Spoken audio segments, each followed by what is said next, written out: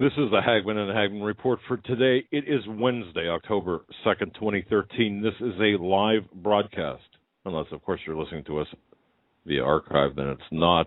I'm Doug Hagmann, co-host along with my son Joe Hagmann. Together we are the Hagmann and Hagmann Report. Folks, you're listening to the only show where the news is presented to you in 3D. We bring you the depth to the news stories that you hear out there. There are many news stories. We want to welcome all of our new listeners all across America, all across North America, Central America, South America, Europe, and even Asia, and from down under. Welcome. I want to say thank you to you folks for tuning in to us. Thank you for making the choice for the Hagmann and Hagmann Report.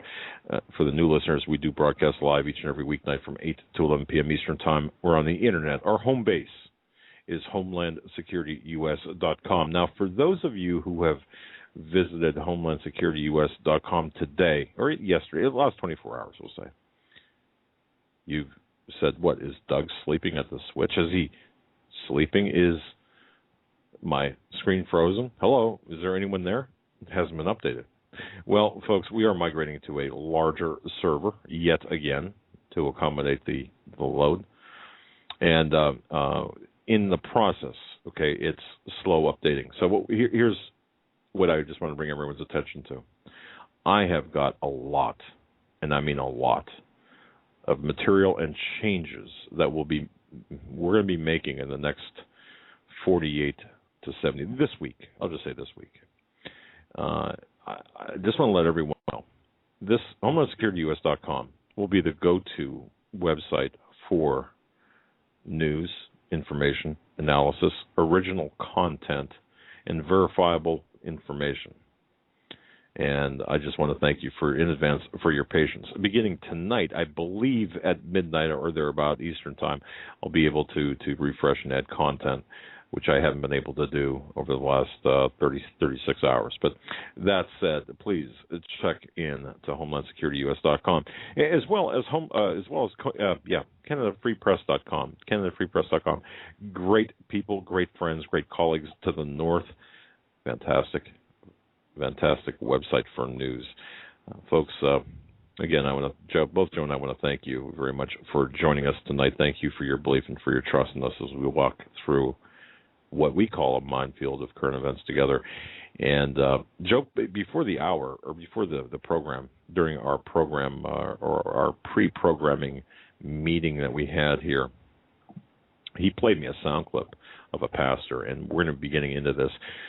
Just want to let folks know, too, as the program unfolds tonight, our schedule is 3 hours of Doug and Joe talking about the news, 3 hours of news that you need to know that you haven't heard on the media because it's being dominated by the one flavor of the day. They're all in tune with this government shutdown. Meanwhile, there's a lot happening behind the scenes. But I referenced an audio clip of a pastor. And this is going to set the tone for the show. But before I get into that, I will say this. We're going to be taking your calls. I believe we've decided in the beginning of the second hour. What we'd like you to do, if possible, is be very concise and to the point, and kind of tighten things up a little bit if you've got a point to make. We want to hear from you. Any intelligence, any information, anything that's going on in your area that you feel is worthy of our attention, the world's attention, we want to know. If you are part of the government who is dissatisfied, who is disillusioned, who understands that we're a captured operation, please give us a call. If you've got anything with respect to current events, give us a call. Share with us the information that you have. But Joe, we have got so much to talk about tonight. And tomorrow night, by the way, we have a very, very special guest. And I don't know how many Nasiri, a guest of True News in the past. Yeah. He is The Golden Veil is the book. a born-again Christian who recently converted from being a Muslim to be Christian. He's going to come on to tell us about his story. Baham Nasiri. Baham Nasiri, yes. He's going to come on to tell us about the story of his salvation and what led him to that, and some very important things that he sees going on in the world today, and what we need to look for. As I said, he's been on True News before. If you search, you will find him. The spelling of his name is BAHMANNASSIRI, and he's been on other shows. And interestingly enough, when we talked to him last week, and this is a huge compliment to you guys out there, when he was on Rick Wiles last time, he said that was the last time he was going to do a radio show. And my dad mentioned to me about that before we called him. And I said, okay, I'll ask him if he doesn't bring it up. Well, what do you know? He brought it up. And he said, I got to say, I was done. My mind was made up about not going back on any radio shows. But I received so many emails from your listeners asking to come on the Hagmann and Hagmann Report that I just changed my mind and decided to come on. So thank you guys for that. Yes, thank you very much. And audience participation, we can make a difference. There are a lot of times out there people say, well, what difference can I make? It's just maybe it's that one extra email, that one extra phone call, that one extra nudge that that changes everything. I've got to tell you this. Right after the show last night, I had a great conversation with Dave Hodges from the Common Sense Show. And he's going to be joining us on Monday. Dave Hodges from the Common Sense Show. There's a few articles of his that have been making the rounds. And what is it? The apocalypse is upon us, I think. Something along those lines. And there's a part 2 that came out today. Yep. Yeah, and when I talked to him, I asked him, I said, when's part 2 coming out? He said, well, if I can stay awake long enough. And seriously, the guy is exhausted, as we all are, and there's different reasons for that. There's, of course, you're in the soup, really, so thick, and you're trying to pump information out there. Meanwhile, you're getting battered by people with baseball bats, metaphorically speaking. Yeah, no, we had him on maybe a month back or 5-6 weeks back, and Mr. Hodges since then has continued to, from what I can tell, increase his audience, increase his presence in the alternative media. As I've heard other people talk about him, many people refer to his articles. What's his website? The Common Sense Show? The Common Sense Show. It's on Sunday nights. The Common Sense Show, right. And by the way, I'll be on his show a week from Sunday. I believe it'll be the 13th. I'm not sure the date, but we had discussed that as well, just for 2 hours. I think the first... Thanks for telling me earlier. You know what? I just saw the note here. No, I'm just kidding. Yeah, but when after our show tonight, the show guests on the lineup, the menu is going to change on the top of our website to reflect with the upcoming guests and, of course, our shows, and then what shows we'll be on. It's going to be a lot of information. And then, of course, remember, Joey, we were talking about having a resource area. We'll have that populated here. It's going to be a one-stop shop for everything from archival information to current events, and it's going to be all, with the exception of that, it's going to all be original material. And I've been working on the PDF page and secretly without telling you, so we'll have more, plenty more of those here shortly. Exactly. And no, you know what? There's no secrets here because I've got a keystroke logger on your computer. I know exactly what you're doing. Okay. Well. All right. So no, it's. I know you've been working extremely hard, and to see the amount of documentation, there's a lot. And I've got to say this: there is a lot of information that is buried within certain laws. We talk about NDAA. We talk about the Affordable Care Act. We talk about various other laws. These various initiatives. We only scratch the surface because when and start looking. You're cutting out there. I don't know if you're muting yourself, if it's our call. Okay. How's this? That's good. You know what? I think I might have a short in this wire. I'll have the... Oh, that's not good. I'll have a technician look at this. Those are the expensive mics. Yeah. Okay. But anyway, let me just say this. Joe's done a lot of things with respect to the Affordable Care Act, with respect to we talk about the NDAA, the Affordable Care Act, all of these various initiatives, these laws. Buried within these laws, it's one thing to talk about them. It's one thing to spend 15, 20 minutes maybe at most talking about them. But there are certain things that are buried within these laws that will affect you more than what's being talked about. Yes, they will.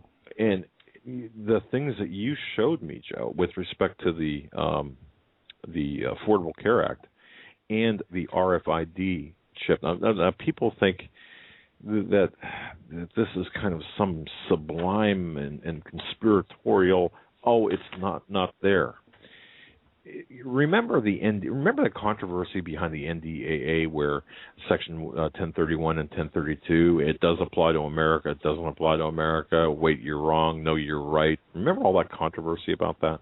Yes. It's the same way with the Affordable Care Act. It almost seems contradictory. And I got to tell you, in the research I've been doing, I have found out that it is almost like the government knew that healthcare legislation would be passed, and this healthcare legislation is the whole reason. The RFID issue is the whole reason the healthcare bill was put into law, and it was planned on before Obama got into office.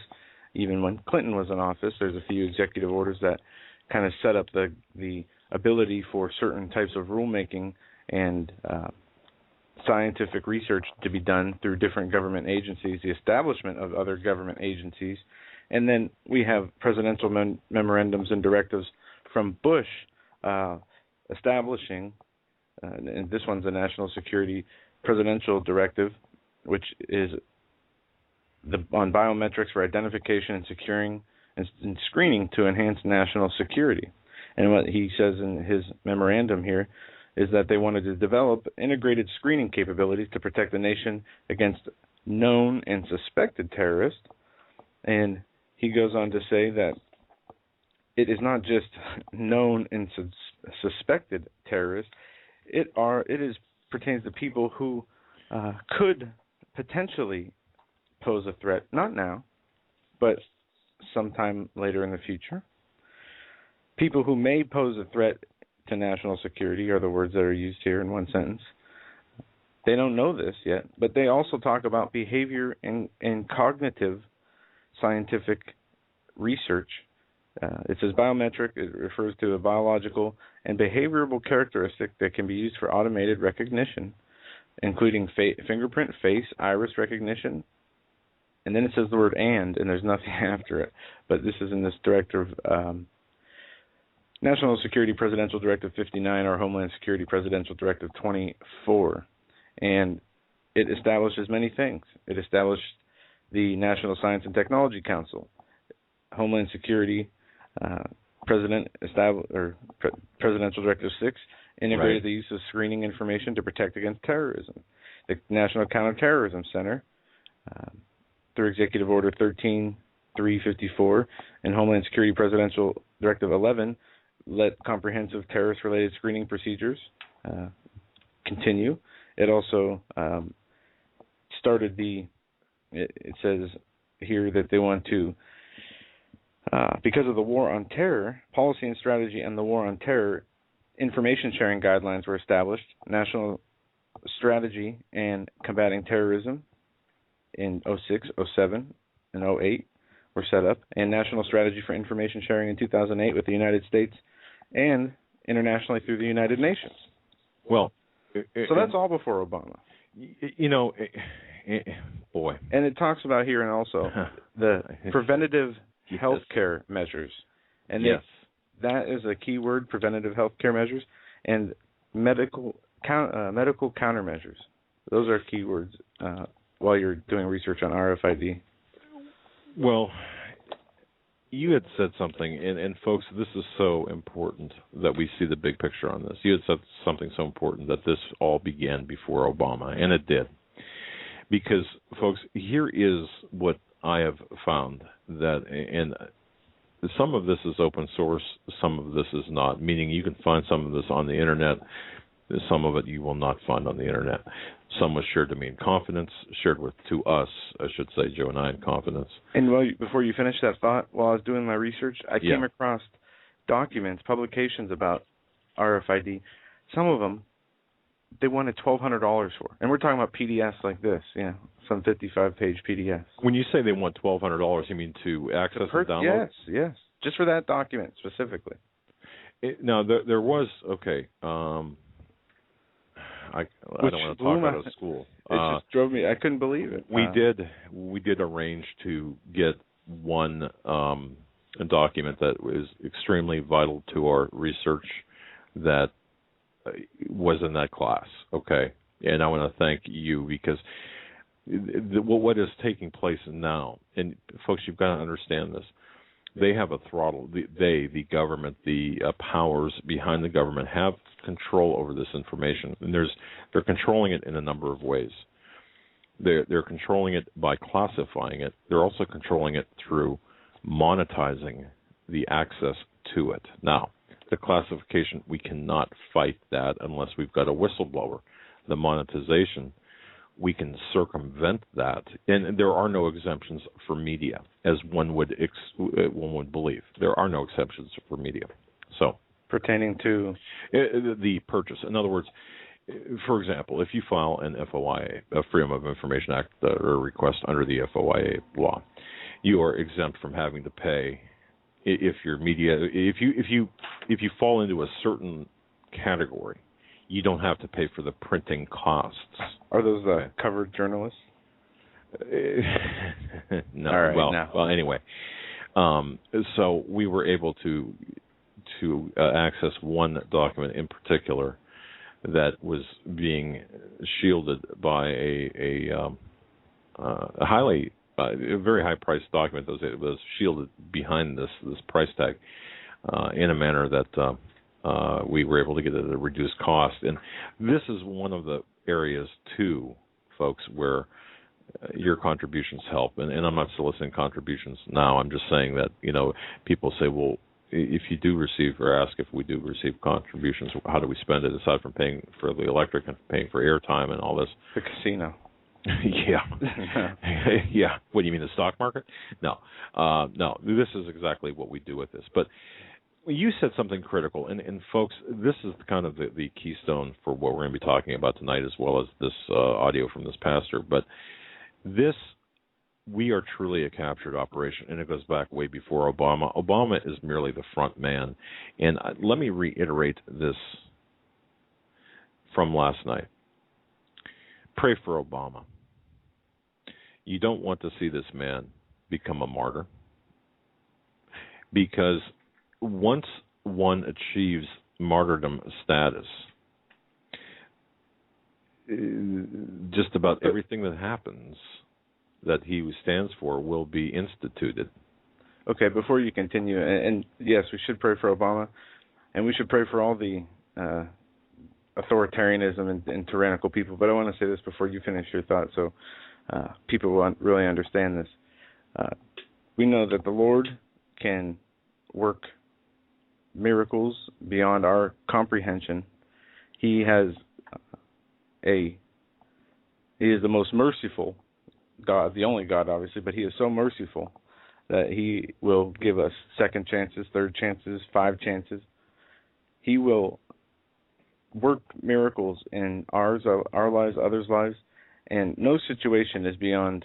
If a human being is alive, there's nothing that there's no reason to say that they can never be saved. There's no reason to say that they're beyond hope. So we not only as Christians are told to, but it is our duty as human beings to pray for our brothers and sisters, whether they are, what category they fall into. Because miracles can work in people's lives. We've heard stories of hardcore atheists finding the Lord, hardcore Satanists finding the Lord. So nothing's impossible in that regard.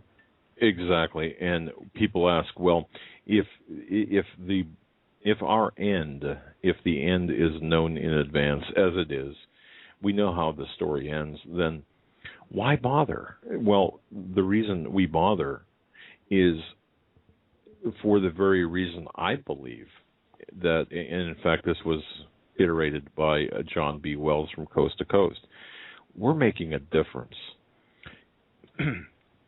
John B. Wells on last Friday had talked about our show, talked about the Common Sense show, talked about others, and God bless John Wells.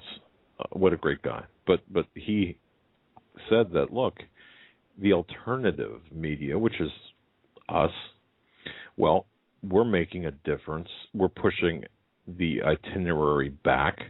You know, if they, the powers, had their way, NATO would have an air cap, would have had an air cap over Syria. The bombs would likely have been flying by now. The death count would be much larger than the 150,000 in Syria. We could already be engaged in Iran. How many of those people over there have received the word and have been saved and have really, their souls, not only their souls have been saved, but have been able to experience the joy of another day, experience the joy of another week and another month. And how many other people here in America have achieved that same level and have been awakened? I've been getting emails, and I want to thank the people who have said, hey, you know, your show is making a difference. I got one email today. In fact, this is related to this, the drawing of Dare to Prepare. By the way, that's over. We announced the winners yesterday. But one of the winners had said, you know, my father listens to your show, and his mind has been changed because of the information contained herein. Well, if we can change the minds, or at least provide the information where you, the listener, can make the informed decision, that's great. And but sticking to the point, I want to say this. We had D.V. Kidd, the dynamic journalist, on our show here not too long ago. And one thing that I found, and she had spoken about, referenced earlier, and one thing that I have found here recently, the NSA spying revelations, these have been going on for quite a long time. Remember, folks, on June 13th, or I believe it was June 13th of this year, Glenn Beck stated that, with much fanfare, I might add, 24 hours, he would break some whistleblower revelation that would take down the entire House, the GOP, the Dems, the whole power structure. Do you remember that? We waited for the 24 hours and we received nothing. Well, some people would blame Mr. Beck, and some people would say, well, that was just all hype and showmanship. I don't know, to be honest. I don't know what happened with that. But I do know this. I know what he was referring to. Now, if I can take this a little bit further, if you look at what we're dealing with today, specifically, why is the government at a standstill? Ostensibly, why is the government shut down? It's the funding of the Affordable Care Act. It's Obamacare. That's the ostensible reason for it. How did Obamacare really come into existence? Well, it was forced through, obviously, and became the law of the land based on what? Chief Justice John Roberts. He literally stunned the country when he said Obamacare, or the Affordable Care Act, is a tax. Now, do you recall all of the conservative media, the people who are supposedly on our side, at least in an ideological sense, saying, oh, yeah, we can fight it now because it's a tax, and how brilliant John Roberts was. Remember that conversation? And it was almost as if the conservatives, you and I say, I'm not referring to conservatives in the political sense as much as I am in the ideological sense. We're conservatives because we want smaller government. We want less control. We don't want the centralization. We want our republic, constitutional republic back. But the NSA spy structure, if you look at this is what he was talking about, and specifically about John Roberts. We know that, or we have good reason to believe, based on the information provided by Russ Tice, a former intelligence analyst, a Bush-era NSA whistleblower. He claimed that the intelligence community had ordered surveillance on a number of groups and individuals, including high-ranking military officials, lawmakers, diplomats, journalists. This is something I'm adding, journalists, because there has been, and there still is, surveillance of journalists. The NSA ordered wiretaps on phones connected to even Senate leaders, but especially one person in general, back in 2004. Folks, that was Barack Hussein Obama, or the man who claims to be Barack Hussein Obama. Do you remember Beck talking about this? It's important because back in 2004, the records relating to Obama, Barry Soetoro, or at least many of them, had yet to be sanitized.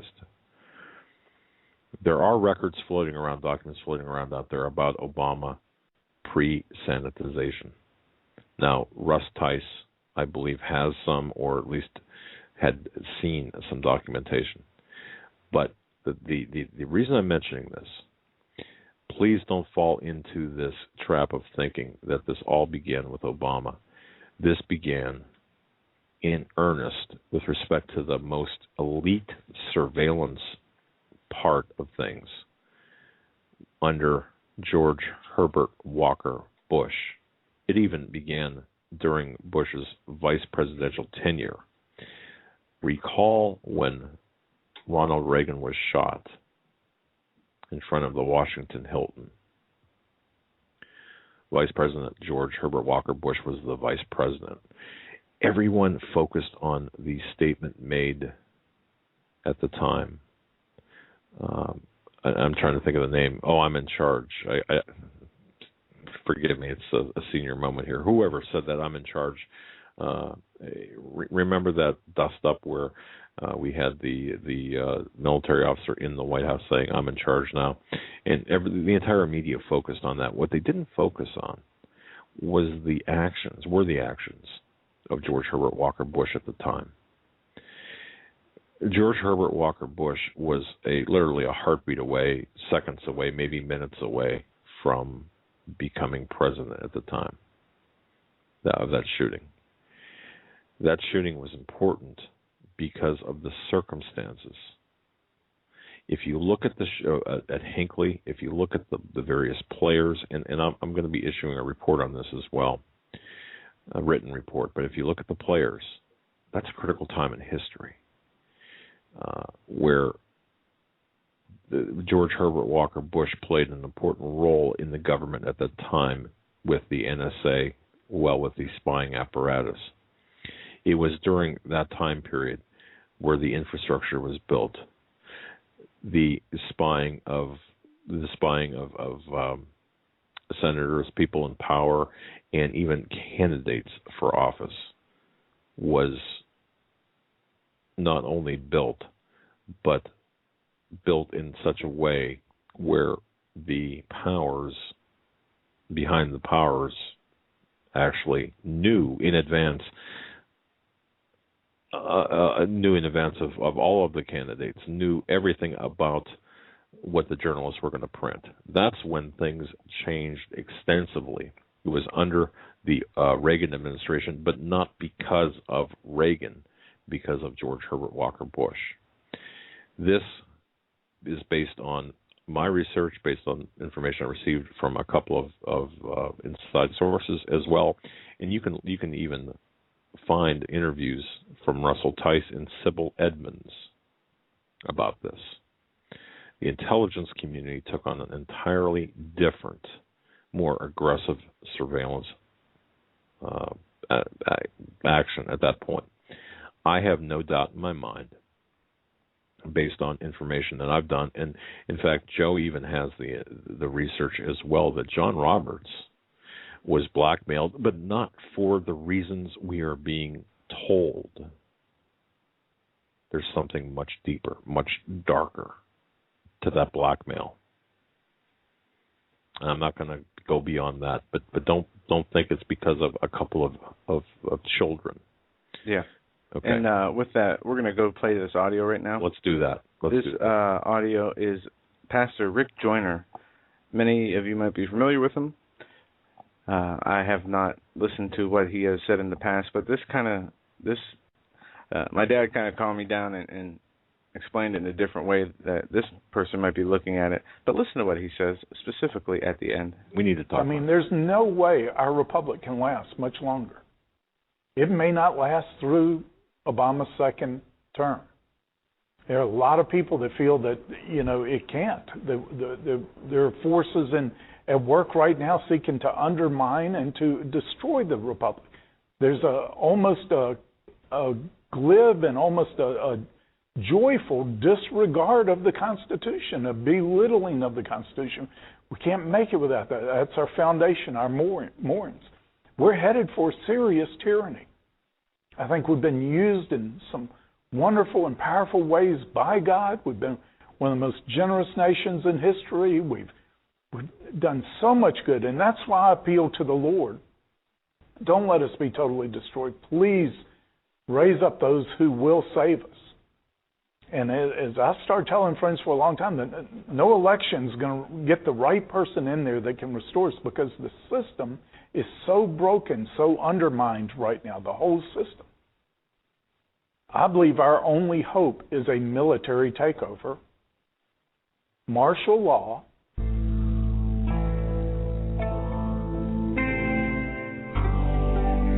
There's no way our... All right.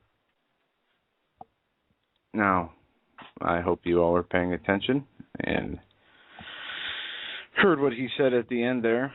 The only way he sees saving... he said our constitutional republic was lost. I don't know if he was saying that can be saved. Regardless, the only way to save what we have left is a military takeover followed by martial law. That's right, and he said a couple of key things before that. That's what you focused on, Joe, and those are some interesting words, to say the least. But he did say before that he does not believe, or at least he conveyed his unbelief, that there's any viable political solution in terms of elections. Now, let me comment on this part, and then you take the rest of it. I believe that to be true, because if you look at what happened in this last election, if you look at the numbers, did the numbers make? Let me just ask the listeners. Are you talking about 120% of the vote in like 48 places in Ohio? Just ask yourself this: did the numbers in the last election make sense to you? In other words, could the numbers in the last election, if audited, if we had an authentic audit, independent audit of the numbers, what would we find? Now, that's a question I'm posing without attempting to answer it, because I don't know. I don't believe that we witnessed a free election. Now, that's in 2012. But I want to extend that to 2008, to 2004, and as far back as 2000. And even as far back as 1960. But you see, technology and the voting of methods were much different back in 1960 as they were today. It was no secret that Chicago, controlled by the Kennedys in the 60s, it was no secret that there was voting fraud unbelievable voting fraud. And if one of the even one of the odd statements made, if you read the work by Judith Very Baker when Jerry Corsi was on with us. Judith Very Baker had written a book, Me, Lee, and how. Oh, goodness. Anyway, Judith Very Baker had written a book about her love affair with Lee Harvey Oswald. And in one section of the book describes Oswald being in Louisiana, cutting in line, or being in line to register to vote. And the reason I mention that is, although it is merely almost a footnote in her research, it is an important footnote to suggest that even back then, in 1960, the system was rigged. Think about how far we've gone in 53 years. How much mischief has been caused by these voting machines. Follow the money. And I know Alex Jones, God bless him, he had the Black Box of Voting was a series that he had on. I don't recall the author or the person who did this. I believe it was a female, and she went into great detail about the frauds, about the voting frauds. So what this pastor is saying is he has no belief that the system as it stands right now, politically, will be able to. It's the game is rigged. The system is rigged. It's not who votes; it's who counts the votes, and how they're counted, and who owns the machines. And that's a big part of it. Now that's just one part of the clip, the audio clip that is not the most explosive part. But go ahead, Joe, and continue on with that, because what he said is incendiary. Yeah, it's one thing to call for a military takeover. That's bad enough. We have seen military takeovers in Egypt. We've seen them in different parts of the world.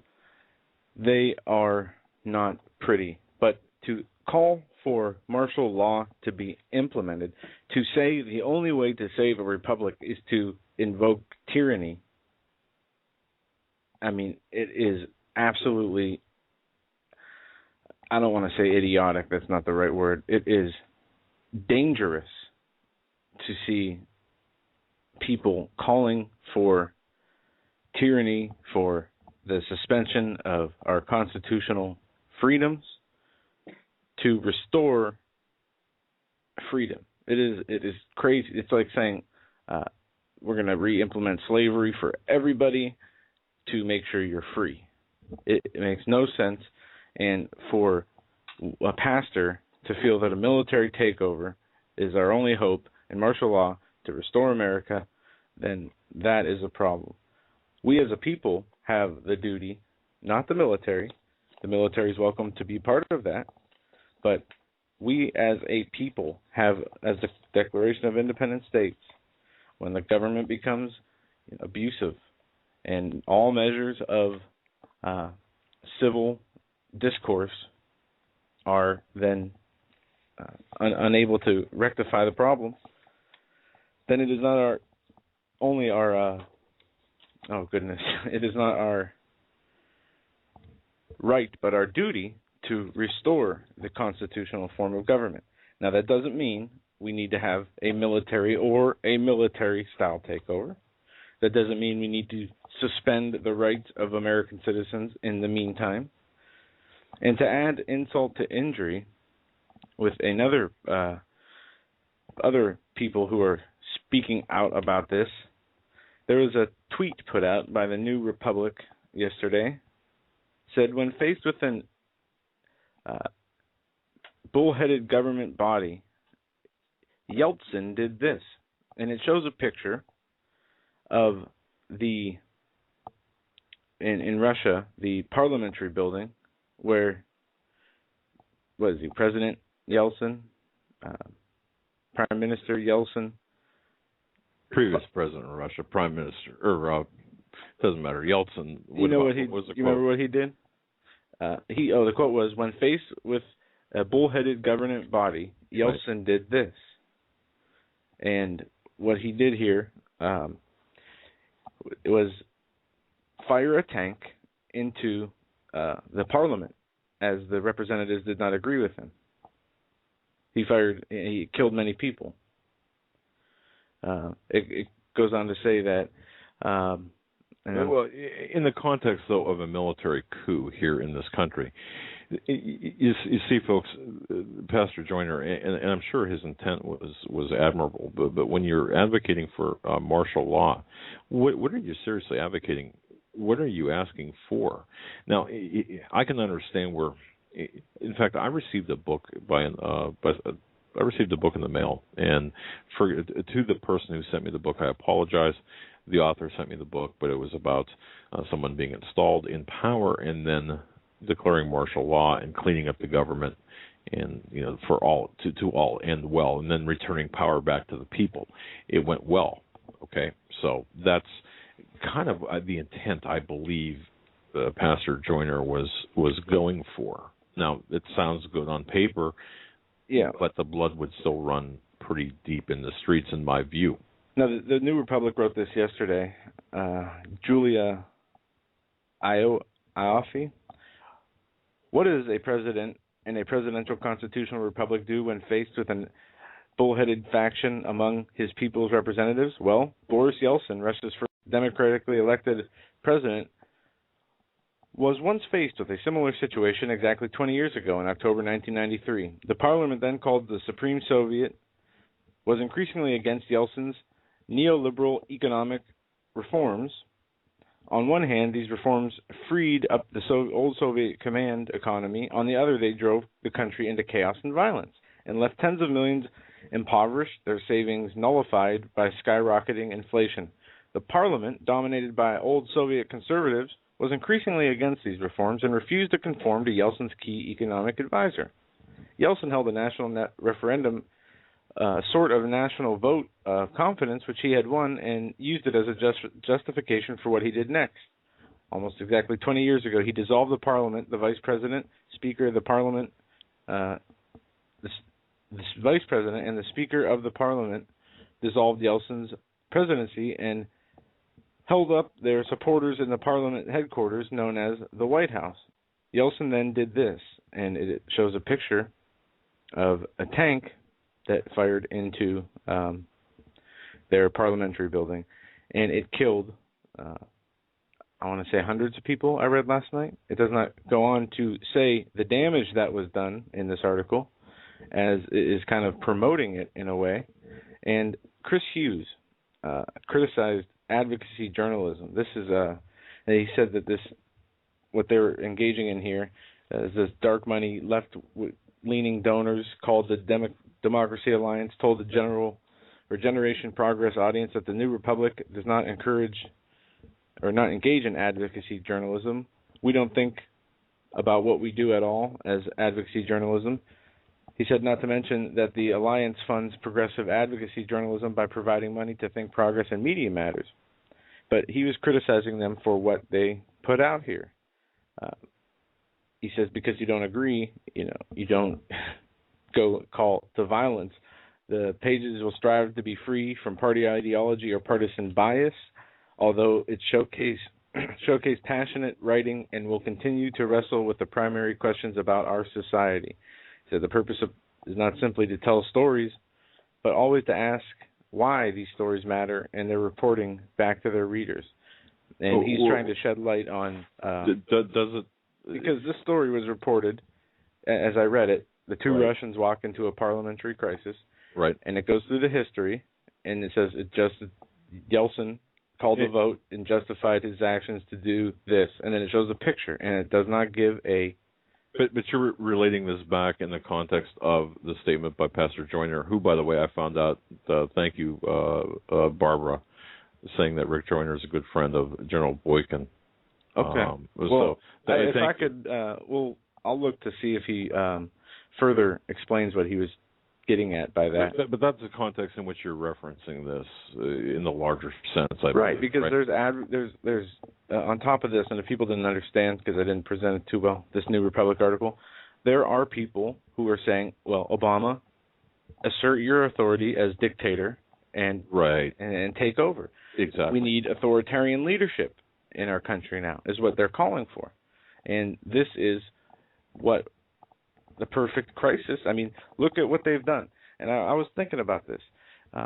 They use the left-right parties for the basic instinctual level of football. We'll say you have a team, and you choose one team, and these people are sucked into the left-right dynamic. It's okay. Exactly. And Coliseums. Alan Watt said it's basically tribal.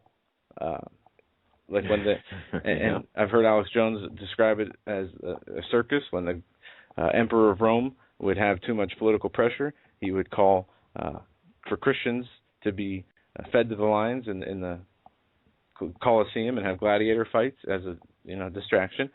But so we have these two political systems, left and right. Now it's expanded. You have the Tea Party, and then you have the independents, and we saw an emergence of the independents in the last election. So from there, now we have a branch of the right, and they are being blamed for this government shutdown. They're being called extremists by our own president, and I'm looking for my writing here because I have this all written out from earlier. But yeah, they're calling extremists, the Tea Party extremists. And think about this. The Tea Party, the people who once started the Tea Party and wanted, to interject in the government, and it was not to destroy the government, it was to rein the government in. But now they have and are set up to be blamed for the government shutdown. And yes, now, yes. Now they are open to, if anything happens. And think about this, what Joe's about to say, because we talked about this in the pre-show warm-up here. And it doesn't even have to be actually due to the shutdown. If people, the way that they are listening to the news, the way that they are, I found my notes, the way that they are so brainwashed into the left-right, and you can see this. If a person, people who are brainwashed like this, who are on the left, or we'll say who are Republican on the right, they watch Fox News. Wait a second. Let's establish, Joe, again, interrupting you. Let's establish a progressive ideology, which includes the Fabian socialists. Well, we have the left. It's broken down into progressives now, socialists, and Democrats. You have the right. It's broken down into conservatives, Tea Party, and rhinos. Okay, and we have the conservatives with a small c, because I don't believe the Tea Party is not exactly what it presents itself to be. Now, that's a controversial statement, Joe. However, if you look... The leadership isn't, that's for sure. Correct. Now, the Tea Party membership at large has very good intentions, but we all know that the road to hell is paved with good intent. However, the leadership, the Tea Party leadership, has its problems.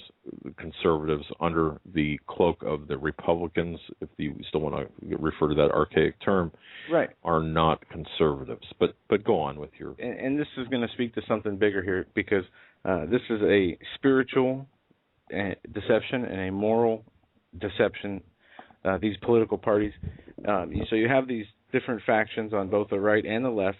Correct. And now you have to understand that no matter which of these categories you want to back up or you think you fit into, you've lost the battle by engaging or picking a side already. Because when you associate yourself with a group, or say I'm a Tea Party member, and I've said that before I put deeper thought into it, you are not... I'm not saying that everybody is, by saying they're a Tea Party member or a Democrat, are embracing all the things that the party pushes for, but you're choosing a side. Now you are engaged in a battle that we do have a place in, but not through what is presented to us. I mean, we're fitting into what is presented to us on TV by mass media outlets, and that is a problem. If we are not just followers of Jesus trying to fix our political system. Right. I think what you're saying. And I might have here, not said that. No, you didn't, because people are I'm going to get emails saying that you're. No, I think what you're saying is that we need to maintain our individuality, and we have to, of course, have a close relationship, or scripturally a close relationship with Jesus, but we don't get caught up under this false labeling system that will paint you into that'll paint you as something you're not. And think of it in this way. This is why I say this. Think about the Tea Party being an idea from the Bilderberg Group 10 years ago for this purpose of the government shutdown. It's the Hegelian dialectic here, which is even deeper. If once again, this is an important conversation to have. It's very cerebral. The Hegelian dialectic. You need an enemy. Yeah, and the battle's not for your support. It's not for your mind. The battle is for your soul. Ultimately, yes, but right. On the earthly level here, you're talking it's for your about mind connecting, and your soul. Right, and you're talking about connecting to a specific ideology. And right. Through politics, through engaging in different. And I'm not saying we shouldn't engage in politics. I mean, there's a place to engage in certain things that we need to do. Calling out the evil, right? Speaking out and calling out the corruption, right? And endorsing things that are good, not good in our eyes, good as according to what the Lord says He wants us to do. And that will fall in, and everything will fall into place doing that. Yeah. We just have to, and I think what we're both saying here is we're talking about ideologies that are individual to each person, that the press, the media, is attempting to throw blanket labels upon without really striking at the heart of the very issue. The very issue is, of course, good versus evil. Yeah. Let me go back and there explain. are degrees behind that. Go ahead. Explain what I meant about not picking a side. Because the grave state of the American population and their ability to discern fact from fiction, fighting wrong and right, or understanding wrong and right, has been so manipulated. That line has been so blurred. And we have literal zombies or robots that see what is told to them on TV, and that becomes part of their belief system. And it goes back to what a caller talked about last night, about the social engineering, the psychological manipulation. It was once said, Joint Psychological Operations Officer James Treadwell, if you want to influence someone, you have to touch their emotions. Exactly. And we were told in Matthew, chapter 10:28, it says, and fear not them which kill the body, but are able to kill the soul. But are not able to kill the soul, but rather him which is able to destroy both soul and body in hell. And This is an important point, because the whole subject of this would be the battle that is ignored, and the people that do engage it in this spiritual battle rarely win. Okay. I also want to, yes, and it's a deeper subject. It's beyond label deep. It's beyond the veneer of this, the colorings or the Tea Party or progressive or whatever. It's the ideology behind it. It's the intent behind it. It is the heart of the person, of the people. It's the intent. But I want to say thank you, by the way, to Myron. Myron, thank you so very much. When I was relating my story about when Reagan was shot, that was General Alexander Haig said, I'm in charge here at the White House. Thank you, Myron, for that, for my senior moment, helping me out there. And Karen, thank you very much. The situation, too, going back to what I spoke about earlier, about the shooting of Ronald Reagan, you have to look at the fine print of the issues of the incidents. And I know that we're going backwards here, but I think this is important for me to fill in the gap here. The Bush and Hinckley families, George H.W. Bush and the Hinckley families, go back to the old oil wildcatting days of the 1960s back in Texas. The relationship between Bush Sr. and John Hinckley Sr., the shooter's father, well, they were neighbors for years in Houston. John Hinckley Sr. contributed to the political campaigns of George Bush Sr. all the way back to Bush running for Congress. He supported Bush against Reagan for the 1980 Republican presidential nomination. Bush Sr. and Hinckley, they were both in the oil business. And when the Hinckley Oil Company, Vanderbilt Oil, started to fail back in the 1960s, Bush Sr.'s Zapata Oil financially bailed out Hinckley's company. You've got to... Zapata Oil being backed by the Bin Laden family. In part, correct. So remember when we had Dr. Jerome Corsi on, who wrote the book Who Really Killed Kennedy? And these names are being thrown around. We cannot just look at, for example, the Kennedy assassination in a vacuum, because it has ramifications right through what we're seeing today. The power brokers are still in power today.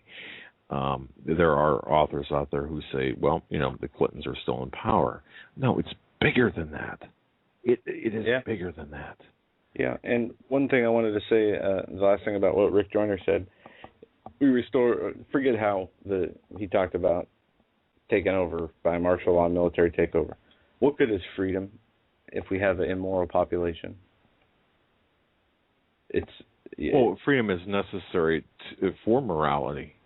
You cannot legislate morality. No, and that's my point, that regardless if you have freedom or not, if you have a degenerate society, what good is freedom? Because the degenerate society, in most parts, usually infringes on others' freedoms.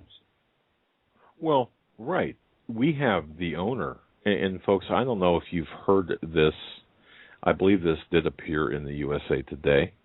But we've got the owner of the Hobby Lobby, the national retail store chain of gifts, crafts, and what have you, saying that he's going to shut down his business. This family, I should say, will shut down their business because of the Affordable Health Care Act, because the legislation, the law, is requiring them to go against their religious principles. We have to look at what's taking place here as a coup already. And we might not look, we're nowhere near as articulate as people like Britt Hume or others. Not at all. Okay, and especially me.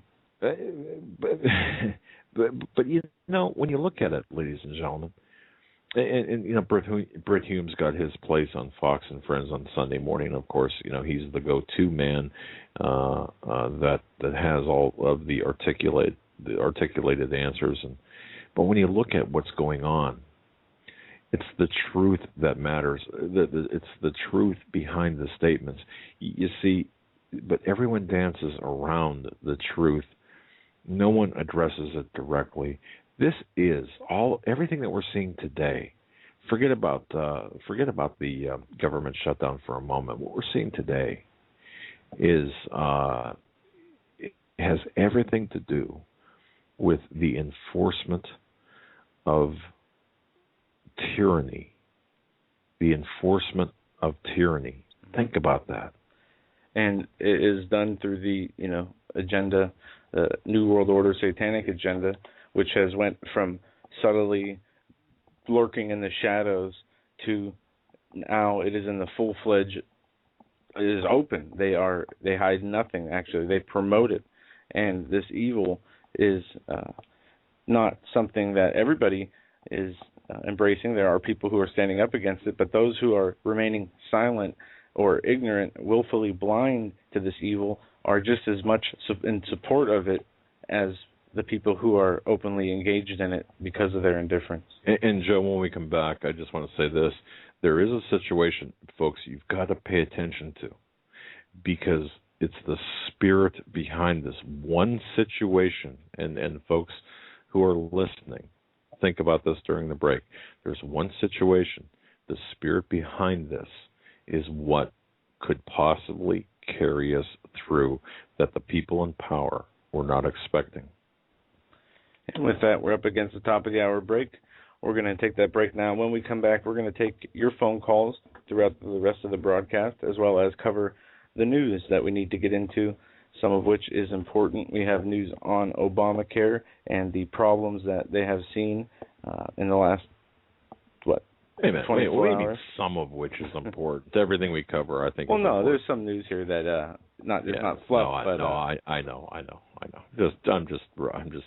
But we have Obamacare fines to be seized from bank accounts if you decide to pay the fine instead of get the health care. Those funds will be directly taken from your bank accounts without your approval. We have national security news. We have news on how the Air Force is punishing evangelical Christians. We have a church who is donating their proceeds to an abortion facility, and some new comments from Pope Francis, and also a new executive order that Obama issued a few days ago. Folks, we'll be right back. You're listening to the Hagmann and Hagmann Report on this October 2nd, a Wednesday. Give us a call at 661-244-9839. And welcome back, ladies and gentlemen, to hour number 2 of the Hagmann and Hagmann Report on this, the second day of October 2013. Holy cow, did this year go fast or what? It's great to be with you. Joe and I just want to thank you for your listenership. Just going over some emails during the break, I received several emails about Rick Joyner being described as a false prophet, one of the pioneers of the Kansas City Prophets. He's a pawn of the Vatican. He is admittedly a member of the Knights of Malta, for example, and you can find various speeches and different things about his relationships with the Knights of Malta and so on YouTube. In fact, in Malta garb uniform, he doesn't even try to hide the fact of his ties, this from Sandy and Marianne and others. Thank you for that information. And I also want to say thank you to Chuck in Ohio, who writes, Doug and Joe, you're way ahead of the curve on information. Sending this in case you've not heard it. And the title of it is Urgent, just released Middle East Report translated, declares that Barack Hussein Obama is a Muslim terrorist. There is a new video up at redflagnews.com.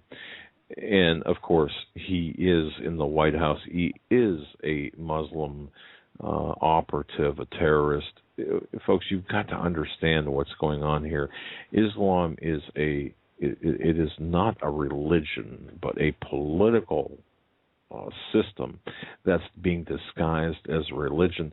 But its place, its place in the world to destroy our constitutional republic is to do it from within. Don't forget, the man in the White House is a creation of years and years and years of CIA type of meddling, of architecture. We have got a Manchurian candidate. In fact, I'm not even sure Obama is his own man. But you see, folks, what is so important to understand, we are in the most critical time in history. Nothing would be worse for our constitutional republic. I mean, we have seen it being shred to pieces by the people both on the right, on the left, Republicans, Democrats, progressives, and conservatives alike, who think that the Constitution is merely a suggestion and not the law of the land. It's being flouted openly now that it's a joke. But you see, think about this, ladies and gentlemen. Think about the conditioning that we have undergone, especially over the last 12 months. And I got a couple of emails during the show as well, reminding me of my talking about the Olympic ceremonies. And you might think, where'd that come from? Well, remember what the Olympic ceremonies, opening and closing, had to show. It was almost like a blueprint for current and future activity. If you look at it that way, are we not being conditioned? Are they not taking information and putting it right in front of us and saying, here's what we're going to do, and there's not anything you can do about it? Of course, they're not planning for, and this is what I closed on earlier before the break, they're not planning for the spirit behind these World War II veterans who are saying, shut down the government.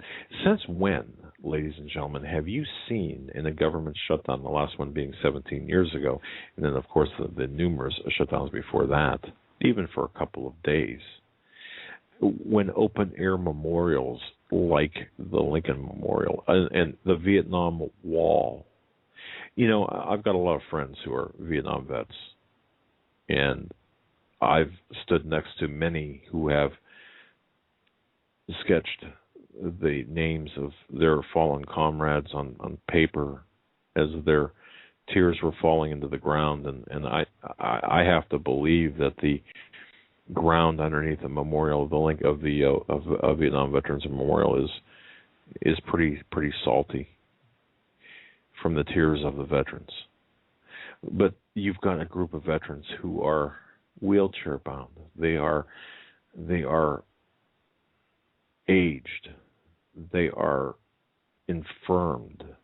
They are on their last. Some of them are on their last leg, literally on their last leg. That are pushing through the barricades, or will be pushing through the barricades, saying, "Get out of my way, you Washington thugs. This is my memorial. We paid for this with our blood, with our spirit." Now, regardless of what you think of the Vietnam War, that's not the point. The point is the spirit. I dare say that these hubristic psychopaths, sociopaths in power have not counted on the spirit of these people, of the veterans of World War II coming to Washington and saying, you're not gonna put up some barricade to keep me out, as they wheel their wheelchairs over the barricades.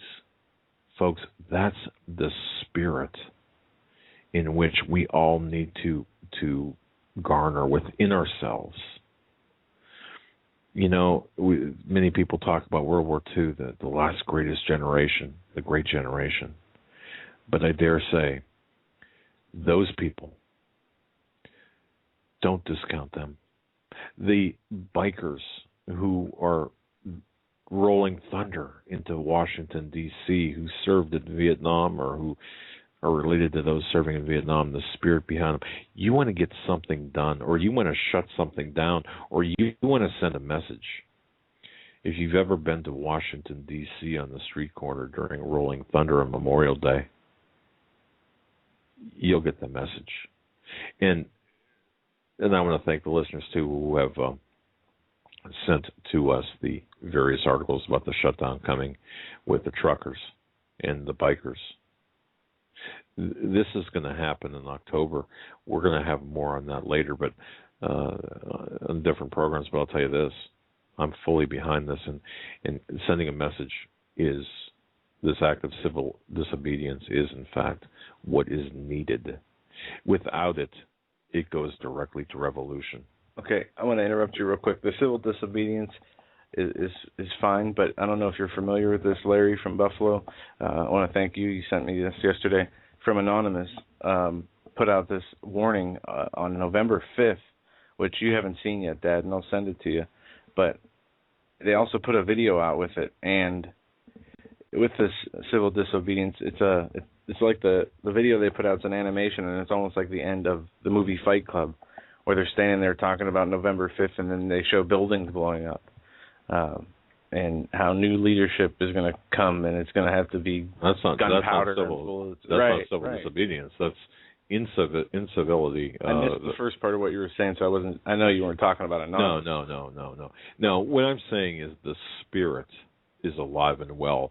And see, the best laid plans of, and during the break, what you heard, folks, was, and Joe found the clip of Zygmunt Brzezinski. Don't forget his daughter, who is, and forgive me in advance for using this descriptive phrase, a media whore, with Joe Scarborough, I believe, on MSNBC or on CNBC. I don't recall the network. MSNBC. Okay. Morning Joe.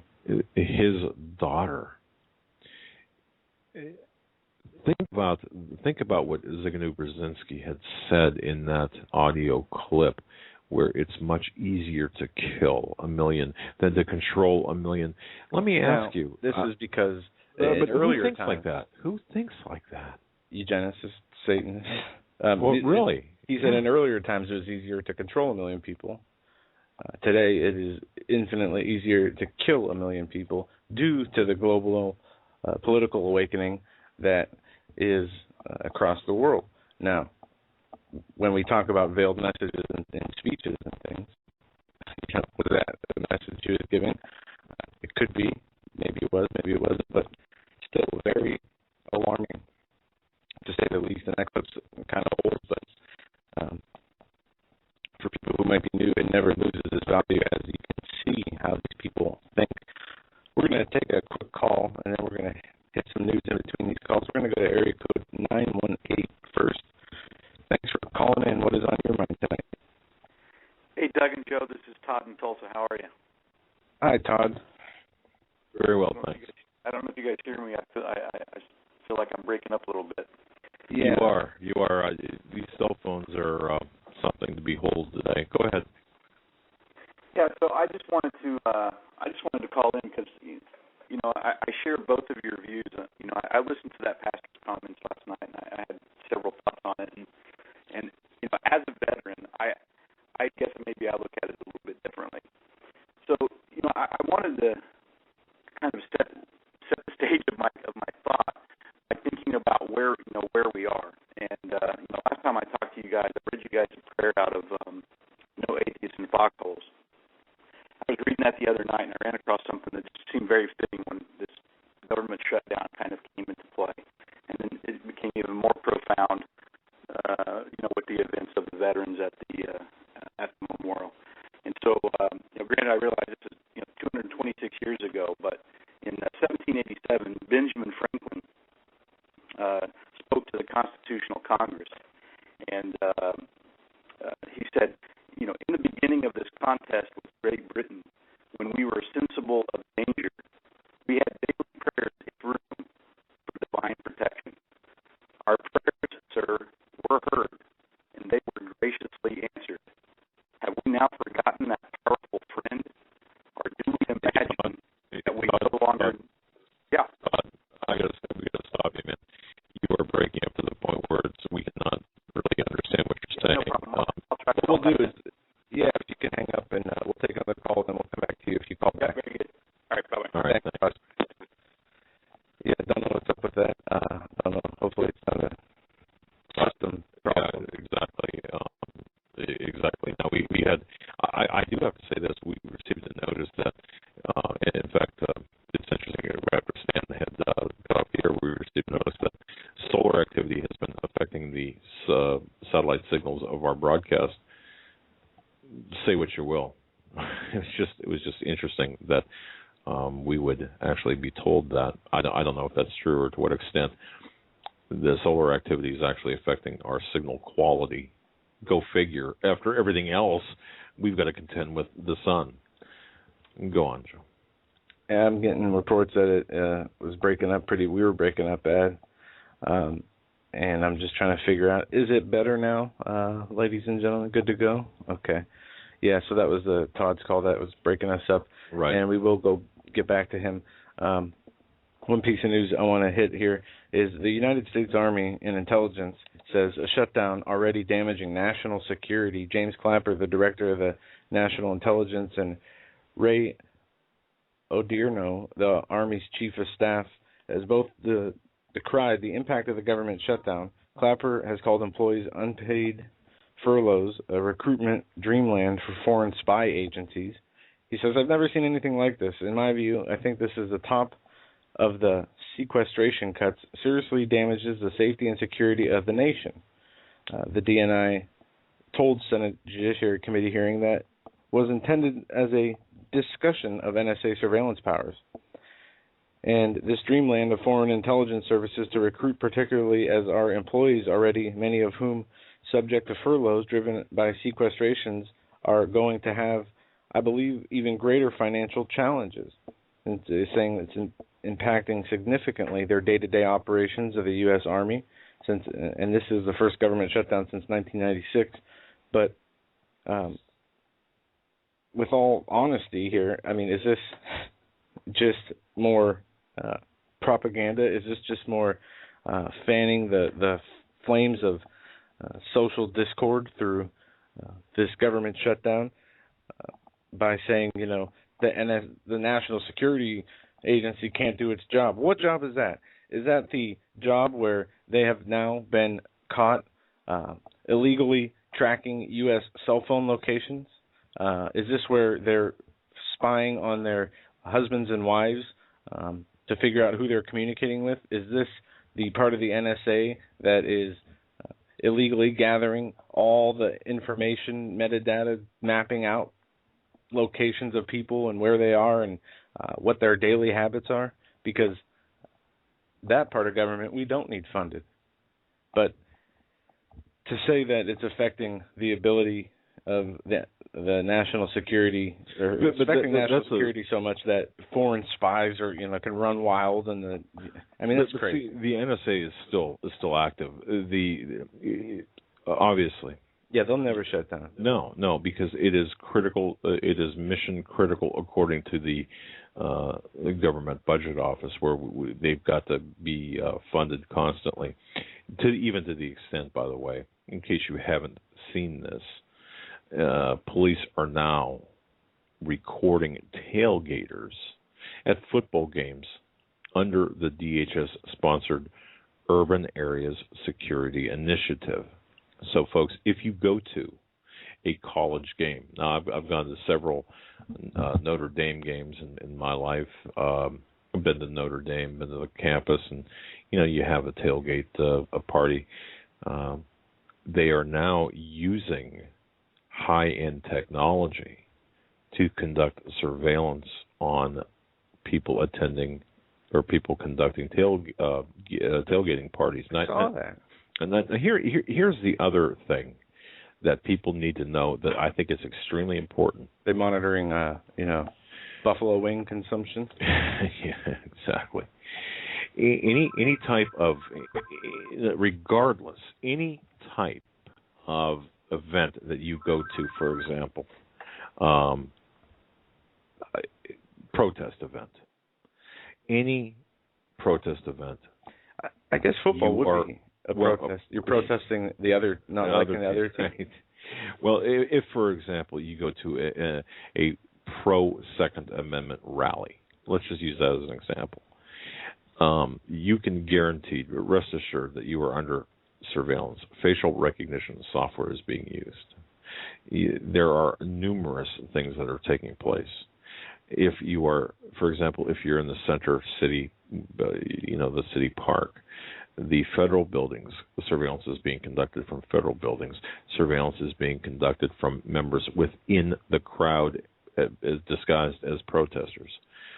They're using pen cameras, in other words, cameras, and we've used these as investigators where there are cameras that are, video cameras that plug into your USB port in your computer that you stick in your pocket. They look like ordinary pens, but there's a lens on them. The same with sunglasses. Understand this. Everything you do, you're not going to run from this. You're not going to run from the surveillance that is being conducted. So just even to the extent now where they're actually saying this urban area security initiative, tailgate parties, yeah, you're under surveillance. Well, tell me something we don't know, because we were first out, I think one of the first out with the information about the surveillance on anti-protest or protest, anti-gun, or what am I saying? Yeah, the Second Amendment, right, thank you. That thing. And we're going to go back to Todd. I just want to read this last part of this intelligence article. This is a quote by Ted Cruz, and this speaks to the point I was making in the first hour. Because Cruz said that he wanted to make sure during this government shutdown to pass special amendments to exempt the Army and security services from the shutdown. He said, God forbid if we see an attack on the United States because the intelligence community has not had adequately been funded, every member of this committee would be horrified. And perfect opportunity. Now with that, we're going to go back to Todd. Hopefully we can hear everything just half of what was said. Todd, you're back on the Hagmann report. Can you hear us?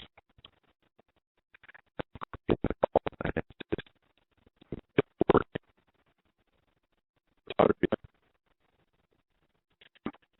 guys, it's breaking up again. So I'm working on what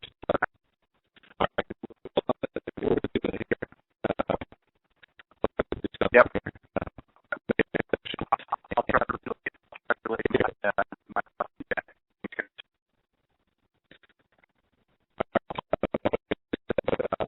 We're going to have this call back. Our studios active again.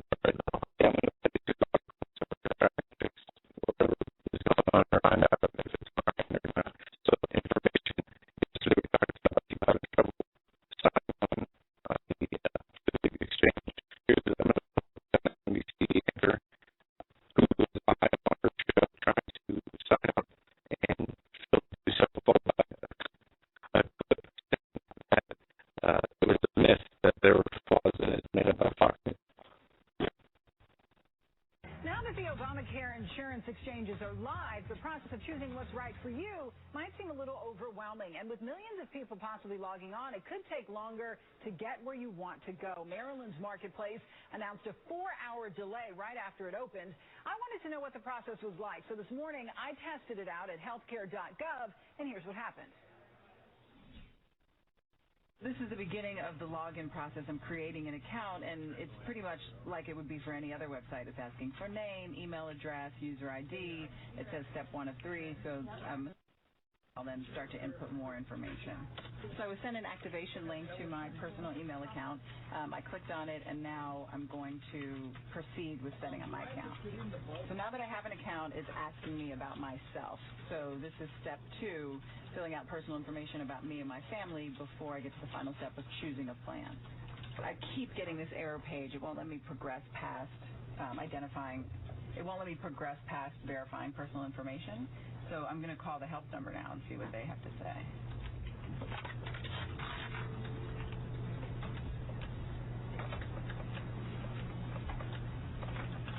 So we're about 30 minutes into the process. I've been able to set up my account. I was in the process of verifying my identity, and I hit a roadblock on the website. I kept getting an error message. So I tried to initiate an online chat. That didn't go anywhere. Now I'm on hold. It's my second time calling, and we're 8 minutes into this call. There was a previous call that lasted about 3 minutes, so all in all, it's been about 10 minutes where I'm waiting to speak to a person. Right now, it's just repeating the same recorded message over and over again, telling me to hold on, so we'll see where it goes. So this is a state-by-state process. Our executive producer tried to do it for a different state, New Jersey, and this is the screen that she got, that the system is down. So it just started ringing again, but I haven't reached a person yet. We're 15 minutes in now. I'm back to the recorded message. So MSNBC and CNN reported glitches, as well as many other news agencies yesterday. But then today, MSNBC's Ed Schultz said this. I remember Boehner coming out saying, well, I got 99% of what I wanted. Remember those conversations? No, this is not about who wins and loses on the political front. This is about a moral stand for the American people who simply do not deserve this kind of treatment. For people to be denied, for opportunities to be put off to the wayside, for insecurity to be entering into families. This is the 11th hour for the president. In fact, you could make the case that the Democratic leadership, heart and soul of the progressive movement, right in the palm of their hand. And if Boehner is allowed to go into that room and come away with some kind of a big deal that does, well, let's see, chain CPI, bull. This is about the government shutdown. This is about standing strong. This is about not backing down. This is about showing a spine. And all this talk about fairness and the American people, I'll tell you exactly where the American people are. They think this is wrong. And if you've got a congressional approval rating of sitting at 10%, I don't know if you're in the toilet, but you've certainly located it. You can just listen to them manufacture glitches. Now, at the top of this segment, I talked about sports. It's like a sporting event. You're looking live outside the White House. I think it was Bill Parcells, famous coach in the NFL, who said this about the media. When you win, you don't want them. When you lose, you don't need them. And that is exactly where the Democrats are right now when it comes to the media, because there are no glitches. There are no glitches. If you opened up a restaurant and you couldn't feed anybody because there were too many people that got in early and you just couldn't handle the line, do you think the manager of the restaurant is going to go back and chew out the staff because the response was overwhelming? I think they'd probably call that a good night at the office. But of course, Fox News and the Republicans, they call that a glitch. So, I know it pains everyone to hear his voice. It does me too. But just to show you the level of reporting that is going on, what the American people are listening to. So say a person came home from work and sat down and watched that show, and that was their fill of news for the night. Well, there was, as we played just earlier, MSNBC anchor on live on their show could not get into the Obamacare exchange. There was 34 reported. But what Schultz is saying, it's because of the success of the need, that there's so many people out there who are so interested in this, they're logging on, overloading the system. So that's what he's saying. He said two things there, but that was one of them. And the second was that the media was manufacturing this story and saying it was there were problems. Right. He took the long route to make that statement, but yes. Right. And in a day and age like today, where we have turmoil wreaking havoc across the world, going back to what we talked about at the end of the first hour, is there really time to go this level of reporting, or not even reporting, of gibberish nonsense? I mean, this is much like watching a sporting event. This person, like many other newscasters around the world, have a huge platform to have a chance to make a positive difference for people, even with all the bad stuff going on.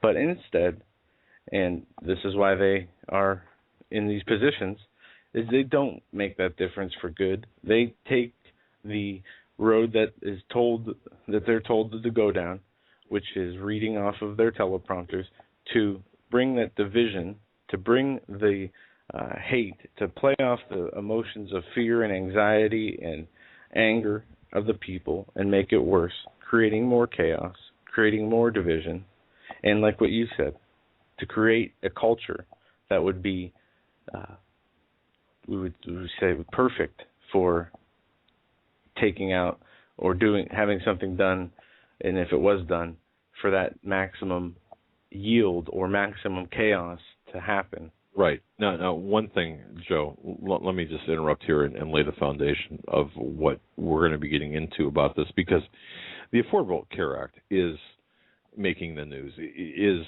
really responsible for, if you want to fall for the, or if you want to accept, I shouldn't say fall for, but accept the line about what the shutdown. At the core issue here is the Affordable Care Act. Okay, can we agree on that? I think we can. Okay. Yeah, and on to even bring it down a little bit more, or more precise, is the individual mandate. It's one of the biggest issues of the affordable health care, forcing somebody to do something based on government and law. Okay. Now that's what the of course all of the news is focused upon. But let me ask everyone to take a few steps back. Once again, I kind of like to look at the entire picture, not just one part of the picture. I love beautiful paintings, the landscape paintings, and let's look at the whole landscape here, the panorama. And how did we arrive here? What's going on here? What is taking place?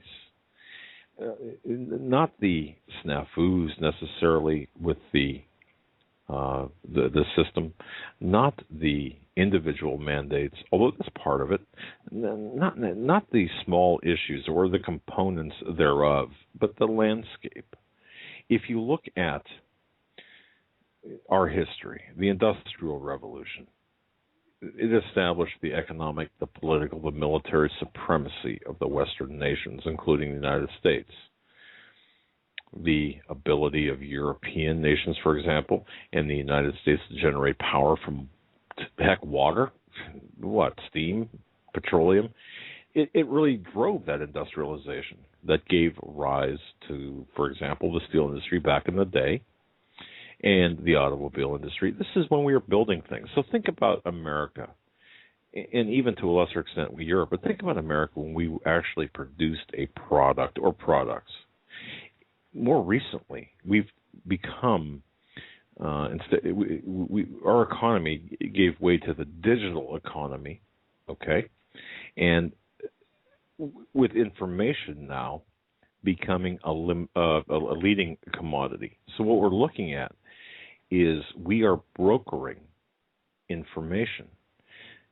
A core component of this product, which is now information, digital information, and consolidation of power and centralization is the Affordable Care Act. This is where this fits in. So we've gone from a productive nation of building cars, building steel and all this, or manufacturing steel, to this digital economy, if you will. The information becoming a leading commodity, technology to send, to store, to retrieve, to disseminate information has advanced much more rapidly than the leading products of the Industrial Revolution, of course, for obvious reasons. But this is evidence of the globalist economic strategy of which the Affordable Care Act is actually acting as the catalyst, or is a critical component thereof. Just go back a little bit. Think about the General Agreement on Tariffs, for example, and trade, GATT, the North American Free Trade Agreement, the NAFTA and GATT. Remember those? The World Trade Organizations. All the research show you've done, hasn't the Affordable Health Care Act, hasn't the tentacles of the United Nations and the various global economic machine, hasn't that really infiltrated and in fact guided this Affordable Care Act? Isn't that the backbone of this centralization? Okay. So what we're looking at is, while the Ed Schultzes of the world and the MSNBC anchors of the world are saying, oh, yeah, well, here's a glitch here, here's a glitch there, can't do it. This is not about your health care, folks. No, this is about the centralization of control of information, that information being everything you do, everything you buy, everywhere you go. And okay, right. The UN and the World Health Organization, they're concerned. They have a sustainable health center, sustainable development, contributions to science, technology, innovations to healthcare system strengthening. They're concerned that millions of people driven below the poverty line each year due to catastrophic health expenditures. The UN General Assembly called upon the Economic and Social Council to consider the issue of universal health coverage as part of its 2013 program, with participation of the World Health Organization, World Bank, and other relevant nations, entities, and other stakeholders. Okay, now stop right there, because your research has led me to find the following. What we are being pushed into is a global economy of which this Affordable Care Act is a component thereof. They're taking our information. This Affordable Care Act is taking our information, and what's taking place here is we are being pushed into a global economy. If we refuse, for example, to join this proposed global government, the power brokers, we'll be left in the cold. If we do join, our nation, and precisely us, we will lose control of our independence, our independent economic society, and ultimately our political destiny. This is what is at stake here. It's not about this Republican-Democrat rift, this fake, oh my goodness, it's about racism. Yeah, exactly. The price that countries must pay for the privilege to sit at the table of this new global government is critical. It's actually, there's 4 components to it. If you get right down to it, we've got to accept a global free market economy. Now you think, well, wait a minute, we're talking about healthcare. How does this fit in? Well, this is all part of it. We've got to pay off all of our international bank debts as demanded by the IMF and the World Bank. Again, look at what's behind all of this power structure. Privatize all nationalized industries. Remove all barriers to Western investment and trade. this is a very high price. Opposition to international trade agreements is growing here in the U.S., but in Canada. And among us are the concerned citizens, the union workers and environmentalists. We fear, and correctly so, that our socially, morally craven, bankrupt politicians and business leaders, when I say business leaders, I'm talking about the fascist leaders, by definition now, accurate definition, are selling out our corporations and workers together with our national interest in secret backroom agreements. International trade agreements harm our individuality as a country, but even more importantly as individuals. And national economics, it's on the chopping block. This Affordable Care Act is nationalizing a great percentage of our economy. Internationalizing. Well, in fact, I was going to jump to that, but you're exactly right. We cannot participate because there's evidence here of a shadow government.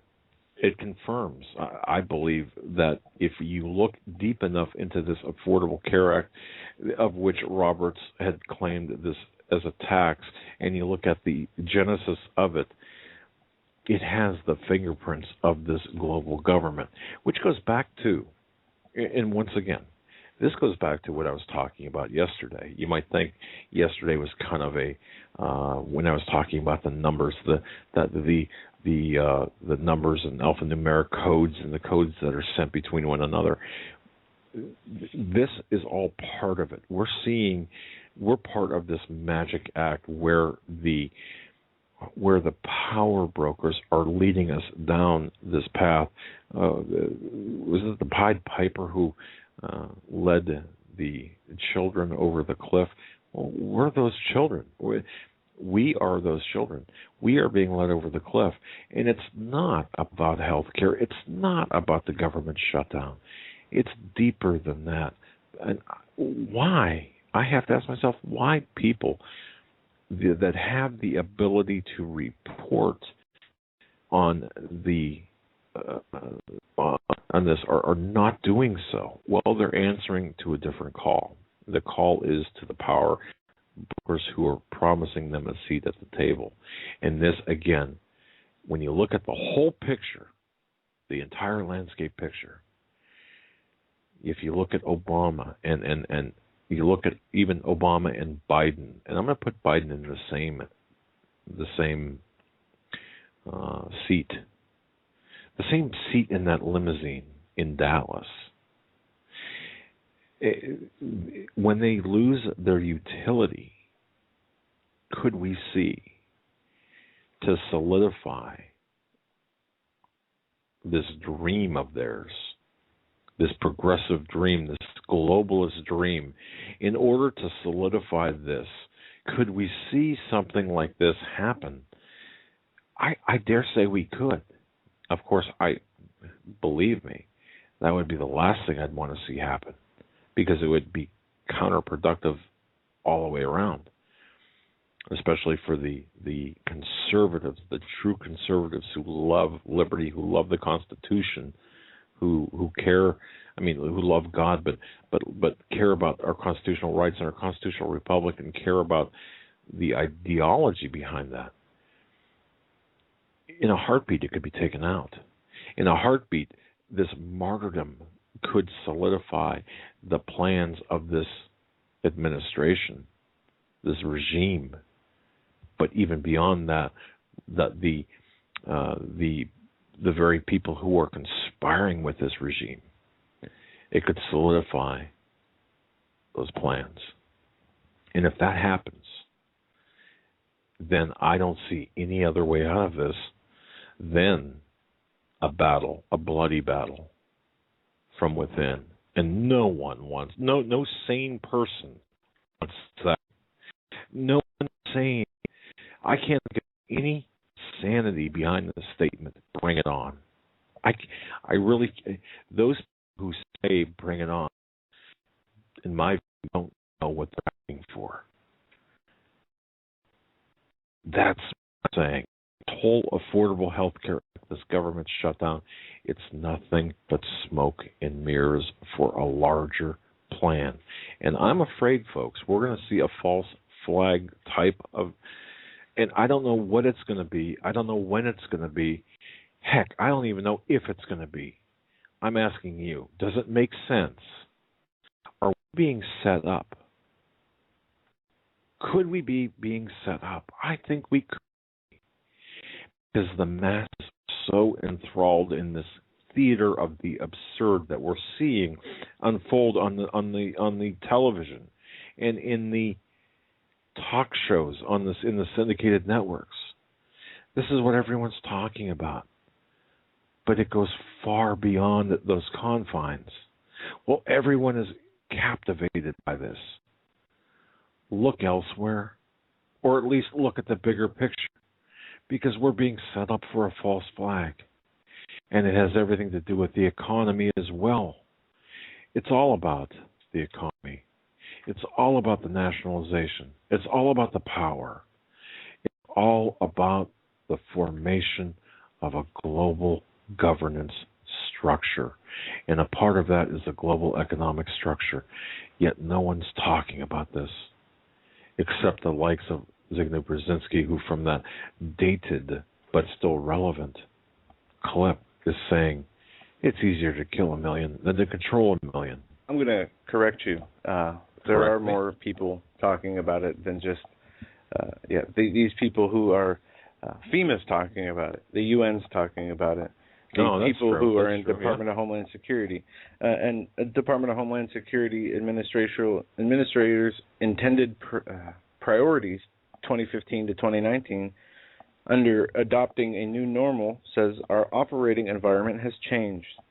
Globalization, technological development, and changing roles of individuals in society have reshaped the context within which we operate. We are seeing more extreme weather. We are seeing more cost in natural disasters, and the world, the greater distribution of these disaster patterns. For example, the Mississippi River, we saw record water levels, and it goes on to say that we're seeing the U.S. history at an all-time high for paying money for natural disasters. At the same time, disaster patterns are intensifying. The resources available to support the agency's activities are diminishing. This is unlikely to change. We can expect to see further constrictions in our resource base, but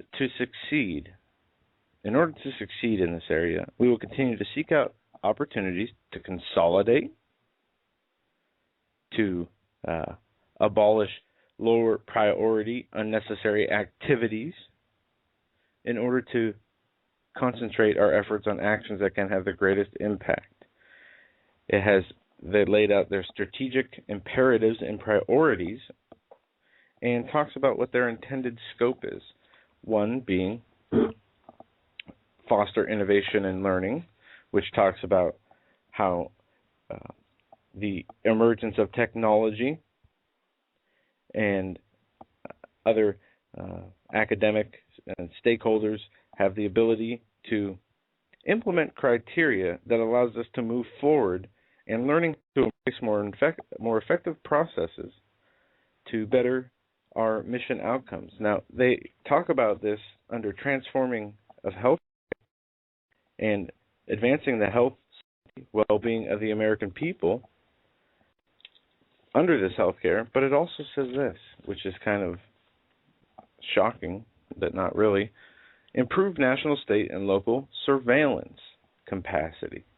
Now, what they want to do by advancing safety and effectiveness through medical procedures and devices, by promoting it through public health, is increase the nation's preparedness to address threats from terrorism, pandemic, influenza, and emerging infectious diseases, ensure the safety of biological products, which include our blood and tissue, as it says in their documents.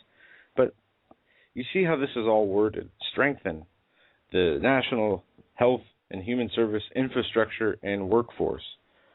It says, enhance our ability of the public health workforce to improve public health at home and abroad. How are they going to do this? By advancing biologics safety and effectiveness through improving global health through international collaboration. Global, okay, and the emphasis here, and this might be hard to follow a little bit, the thought process.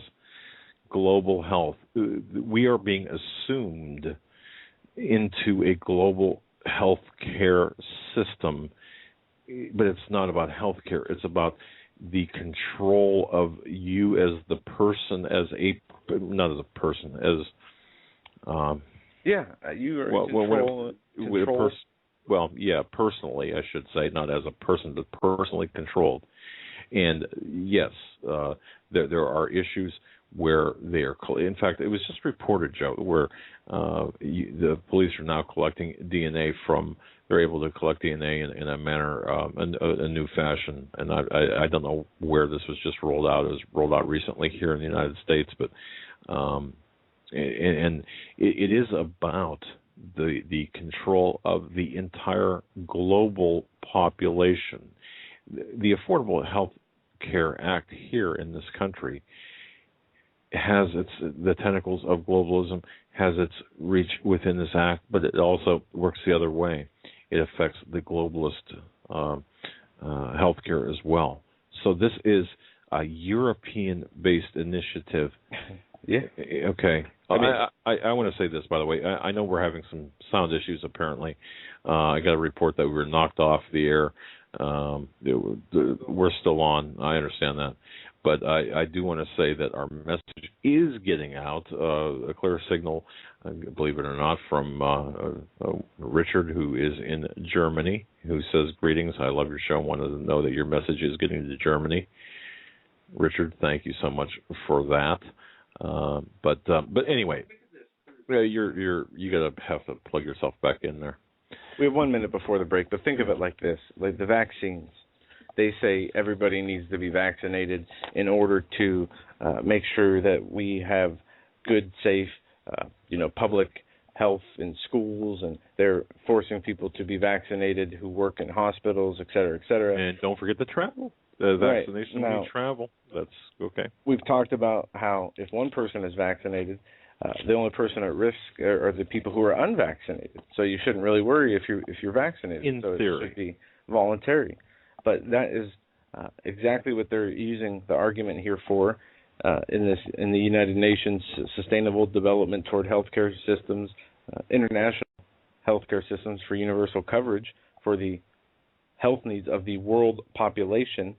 But they use the terms surveillance systems in order to say that they want to put these chips inside you to surveil your blood, what's in your blood, and take preventative measures for your benefit. So they're going to have to force you to take a chip or some kind of RFID technology, some sort of your benefit device. Just like you have to buy Obamacare, you're forced to buy it for your benefit.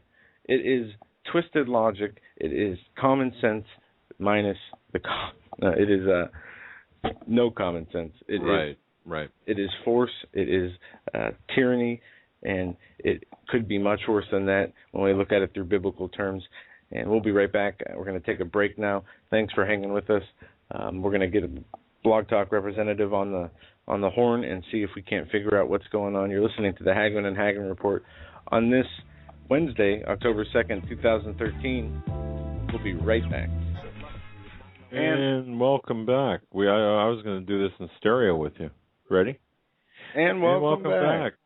No, we have BTR listening, and as they're trying to see what's going on with the sound problem, we were cutting in and out. We went to a call, and the call was basically unlistenable. We could not hear it; just kept being choppy. And then we didn't have any choppiness issues until we took the call, and then it seemed that those issues stayed with us after the call. So yeah, right now we are, and I want to thank publicly the BTR representative who's looking into this, trying to get us back on track here. Folks, you're listening to hour number 3 of the Hagmann and Hagmann Report on the second day of October 2013. By the way, usually in the archive section, once you hit the archive, you don't hear the intolerable breakups for whatever reason. I can't explain that, but yeah. So and I want to say the representative said that they had an issue about 25 minutes ago, and that they have it resolved now. Okay, that's good. So we're going to go to a call, and we'll see if let's see what we can do. And and by the way, on there still. So I do want to say thank you, Joe. In the meantime, I want to say thanks to those of you who have made the Hagmann and Hagmann Report number 2 on BTR's top programming, and that to me is an accomplishment because, and you know this. Look, we're just 2 regular guys. We are not professional radio hosts. We're not the Art Bell or John B. Wells or George Norries. We're just 2 guys trying to get the truth out there and trying to get to the bottom of things. And being number 2 is absolutely fantastic. Throughout the summer and earlier, it was usually number 1.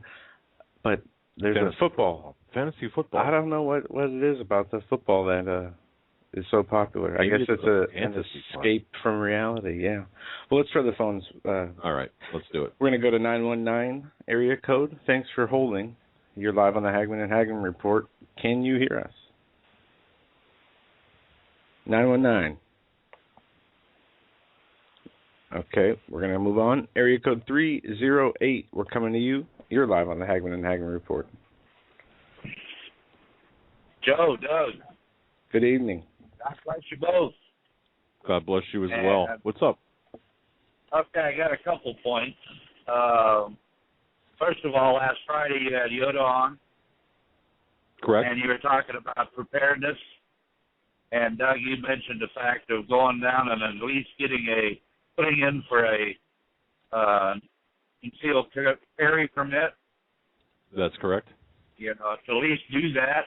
Well, I want to say across the nation there might be a lot of people that have guns and ammunition that have no paper trail. They have been passed down through their ancestries or given to them by their, somebody else, or they bought them. Grandfather. Right. Okay. Well, or completely off the grid. Yeah. If you register to get a license or a concealed carry, all of a sudden you have a paper trail that you might have a gun. So that's going to be a direct right to your doorstep if they go to take the gun. Okay, now caller, wait a second, caller. What I said, and I want to be very clear on this. It differs from state to state and county to county. For example, in the county in which we live, you don't need to own a gun to get a concealed weapons permit. And nowhere on the form does it ask you if you even own a gun. Now, right. Okay, in that, yes. However, now I understand where you're going, and you know what? I agree with you. Okay, that you don't want to put yourself purposely on the radar. Right. However, think about what you just said about people having guns that maybe aren't on the grid. Now, let's say you have a concealed weapons permit. You go down to the gun store. You buy a weapon, for example, that you can carry. When they knock on the door, what are they going to grab? You. I love it. Yeah, you're exactly right. You. But that's right. But the thing is, my point is, that's only for those who want to get and buy a gun legally. Correct. Yes. And I agree with you 100%. If now, you want, the thugs aren't going to buy legally. They aren't going to have a concealed weapon. The police, they don't have to worry about it. Nor the Obama regime, they don't have to worry about it. The the illegals, all the underground, they don't worry about it. But if you want to be legal and go down and get a license, this is what my point is. My boy, a couple of months ago, he told me he went down because he was looking at guns to register to buy a gun. And I said, no, don't do that, because he has a couple of my guns. I see what you're saying. What I'm saying?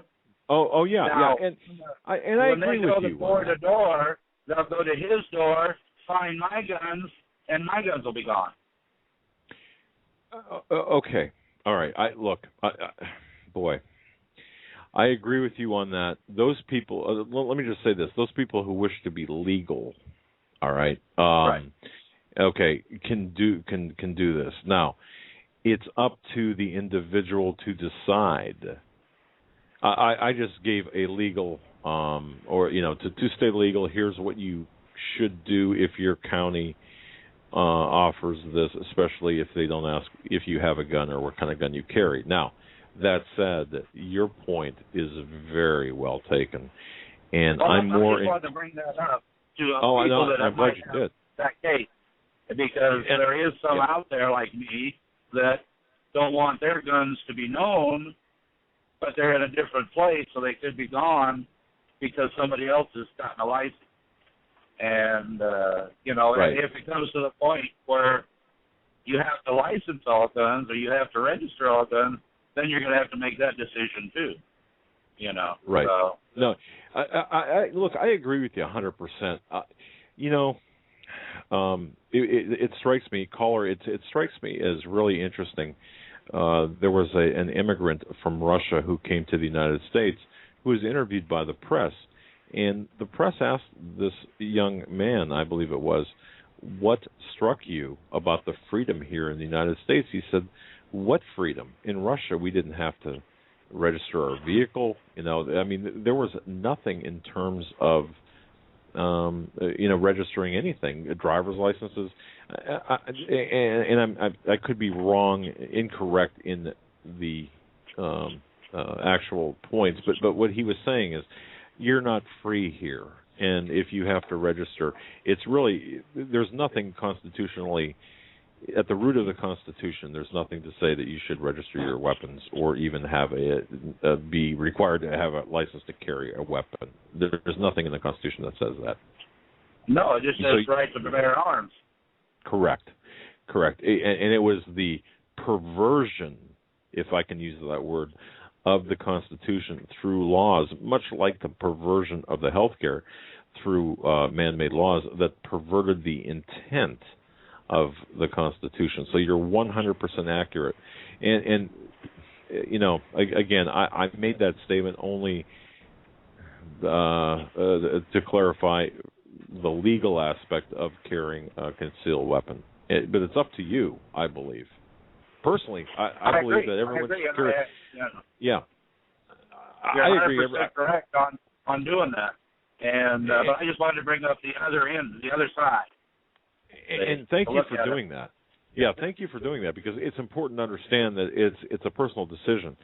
I know a guy who has carried a gun for 35 years, never registered the weapon, and never ever got a concealed weapons permit. Don't talk about me on air like that. Yeah, you're not even 35. But the fact is, he's been stopped by the police a couple of different times on traffic stops and things like that. But he's never had a problem, never had to use the weapon, never had to show it. So there are people out there that are walking out there who are technically violating the law, but are still constitutionally minded enough where they're saying, "Look, I can carry it," and they have had no problem. So now, on the other hand, you go to New York City and you've got a weapon in your belt. We'll say they have equipment to see through clothing and identify you as carrying a weapon. So boy. Yeah. Yep. Well, that's penalties are harsh. That's what they have to deal with. But yes, exactly. Who's one of the worst? Who's one of the worst ones that wants to take our guns? Harry Reid, and he said he carries a gun all the time because he used to be the head of the gaming commission in Las Vegas. So he carries a gun all the time. He's allowed. I didn't realize that. I didn't realize that Harry Reid actually carried a gun. Okay. He is United States royalty. They're exempt from Obamacare. They're allowed to insider trade with stock market. They can do what they want. They are the lords of this. And caller, to get off track a little bit, but can you imagine? I mean, we're all working people generally listening to this program, or even talking in this program. We're all working people. So, can you imagine going to work in a location where you can get your hair cut, your teeth fixed, and medical care all in the same building? It just blows my mind. So, royalty does describe these sociopaths that are running the country. Yes, I agree. And they all should be rounded up. And that brings me to my next point. You were talking about looking at the big picture, okay? Yes. Let's look at a bigger picture, okay? Okay. All right. Remember, I called in a few weeks ago, and I mentioned the series Jericho. Okay? Yes. And for those who have watched Jericho, the star of the show had a girlfriend, and her dad was a rogue. Remember? He was a thief, and he was a murderer, and they exiled him out of Jericho. But if you needed something, he was the man to go to, and he would help because of his daughter. When they needed manpower, they went to him, and they had to give up some things, but they needed him, and he was there, and he helped them. And this is my point. I think in America, we need to put together a committee, whether it be headed by Ron Paul, Rand Paul, Ted Cruz, all the people that want to take our country back, and we need to go to maybe and talk to Russia and have them back us as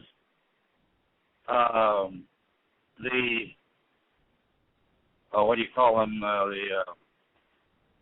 That was right at the tip of my tongue. The rebels of America against tyranny, against the New World Order, against oppression. All the Christians, all the Tea Party people that they're calling terrorists anyway, we can be the rebels of America to take our country back and put them in their place. Look what happened in Syria. When Russia and China got behind Syria, nothing happened. Not yet. Nothing has happened. It will, however. Now. Yes. But all I'm saying is they have the weapons. They bought the bullets. They got the guns. They got the drones. They got the armored personnel carriers. They got the TSA, the FEMA. They got the IRS. We need somebody behind us to make them stand down, to put together, like I said, in Jericho, they needed to go to the Father, and he backed them up. Caller, do you think we can do that without backing? Firing. I mean, no. We can do it without any bloodshed. But can we do it without, we'll say, the backing of Russia or the backing of any external entity? Can we do it from within? Do you have all that equipment? Do you have all that? Right now, he has the military at his disposal. Now, the other thing is, the military is on the fence, too, because the generals and the colonels have gone to him in the Syria incident and said, we're not going to fight your war. So we got them on the fence. If we can bring them over to our side, and I'll tell you, there's probably a ton and a lot of Democrats that don't want to be on their side, but they have to be because they're Democrats. They would come to our side. And all I'm saying is being our side. Now, you were talking about that what was his name, the preacher that said martial law and it was on earlier, on the first hour that you had on. You didn't have him on, but you... always, anyway, help me out here. It's going to have to be tyranny, martial law and... okay. Right, the Pastor Joyner, that's a clip you're referencing. Right. Okay, you're right. Okay. Well, right. if you look at his point, as we are the rebel and a military takeover, our military, our side, not Obama's side. See what I'm saying? Yeah, I do. And folks, consider what this caller is saying. It's an interesting perspective. It makes sense. Once again, if you look at you've seen the different art, and I use the analogy of a painting. If you step to your right or step to your left, it gives you a different perspective. You might see something a little bit differently. And caller, I think, again, it's a different perspective which you provide. So perhaps, I mean, perhaps. The bad thing is that they're probably listening to what I'm saying right now, and they're gearing up for it. So I don't know if it can be done, because like Joe says, I don't know if we have the time. But we don't have the time to do it by elections, because the fraud there. Yeah, and we don't have time to just sit around and with our, sucking our thumb. We need to get back off the couch like the Tea Party did in 2008 and stand up. They sat back down because like you were talking about earlier, the Tea Party leaders they're not my leader. Michelle Bachmann is not my leader. She went to Washington on the skirt's tails of the Tea Party, and then she voted for the Patriot Act. What's that about? Caller, let me ask you something. I don't know if you visit various websites on the internet that are political.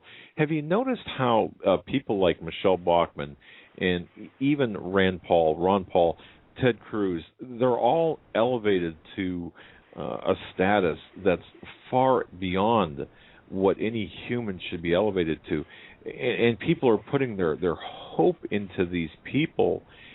I think that's a dangerous situation, and I know that we all have to have people to hope into, but I certainly couldn't put my hope into a Michelle Bachmann or a Sarah Palin or anyone else for that matter. I just couldn't do it. No, especially the traitors.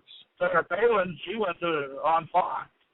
After the good things she was saying, she was a Fox affiliate.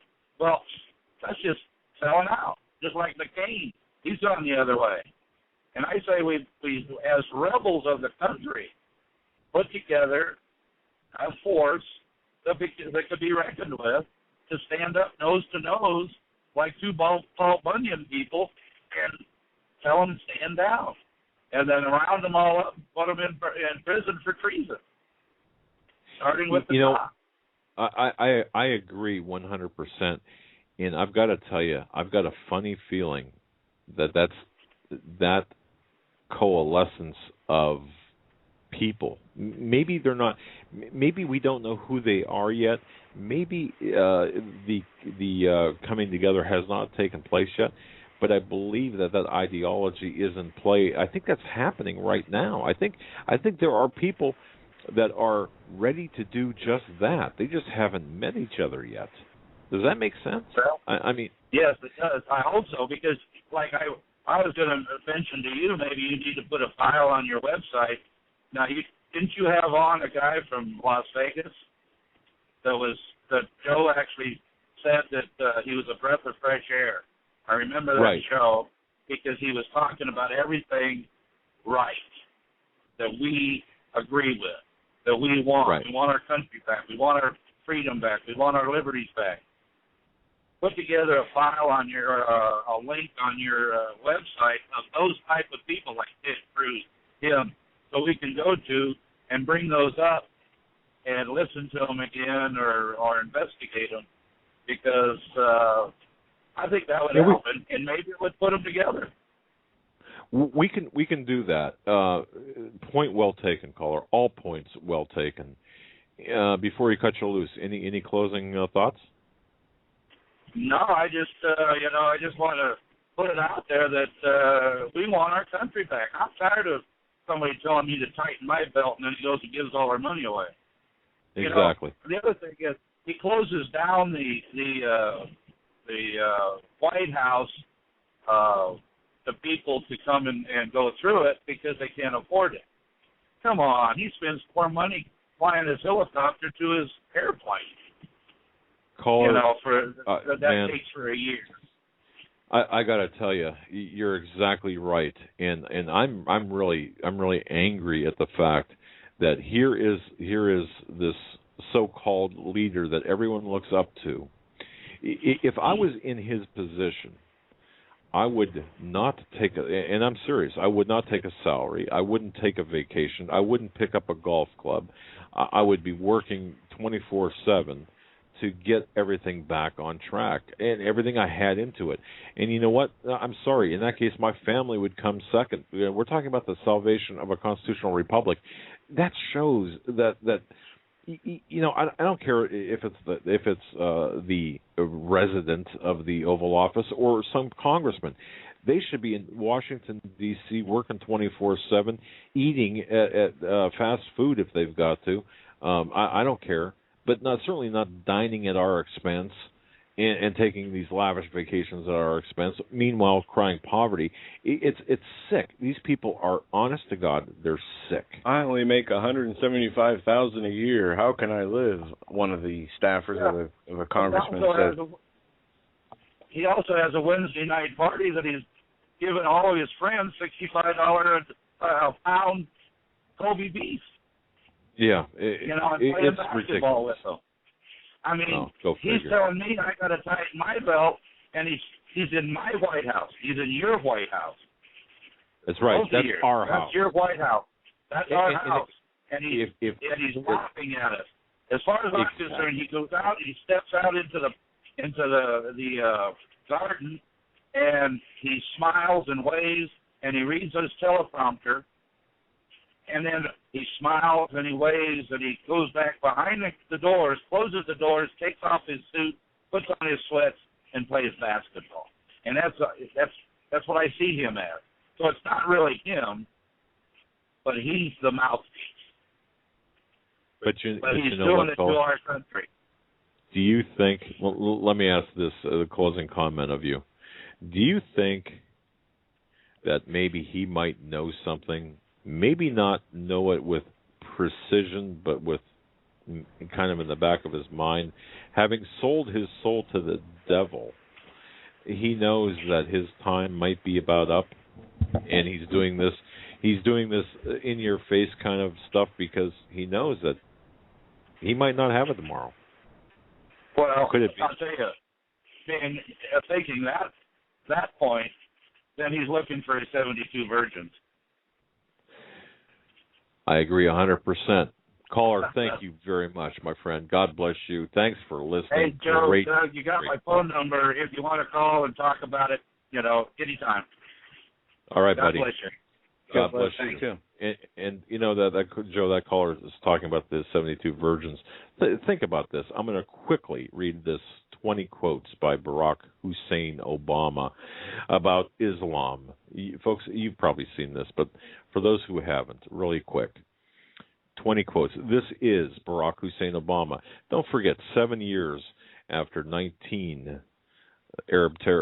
Muslim terrorists ostensibly took part in the 9/11 attacks. If you don't think that Barack Hussein Obama is a Muslim, think again. Number one, the future must not belong to those who slander the prophet of Islam. Just the reference prophet of Islam. Come on. Number two, the sweetest sound I know is the Muslim call to prayer. Number three, we will convey our deep appreciation for the Islamic faith, which has done much over the centuries to shape the world, including in my own country. Council on American Islamic Relations, you're listening to this program.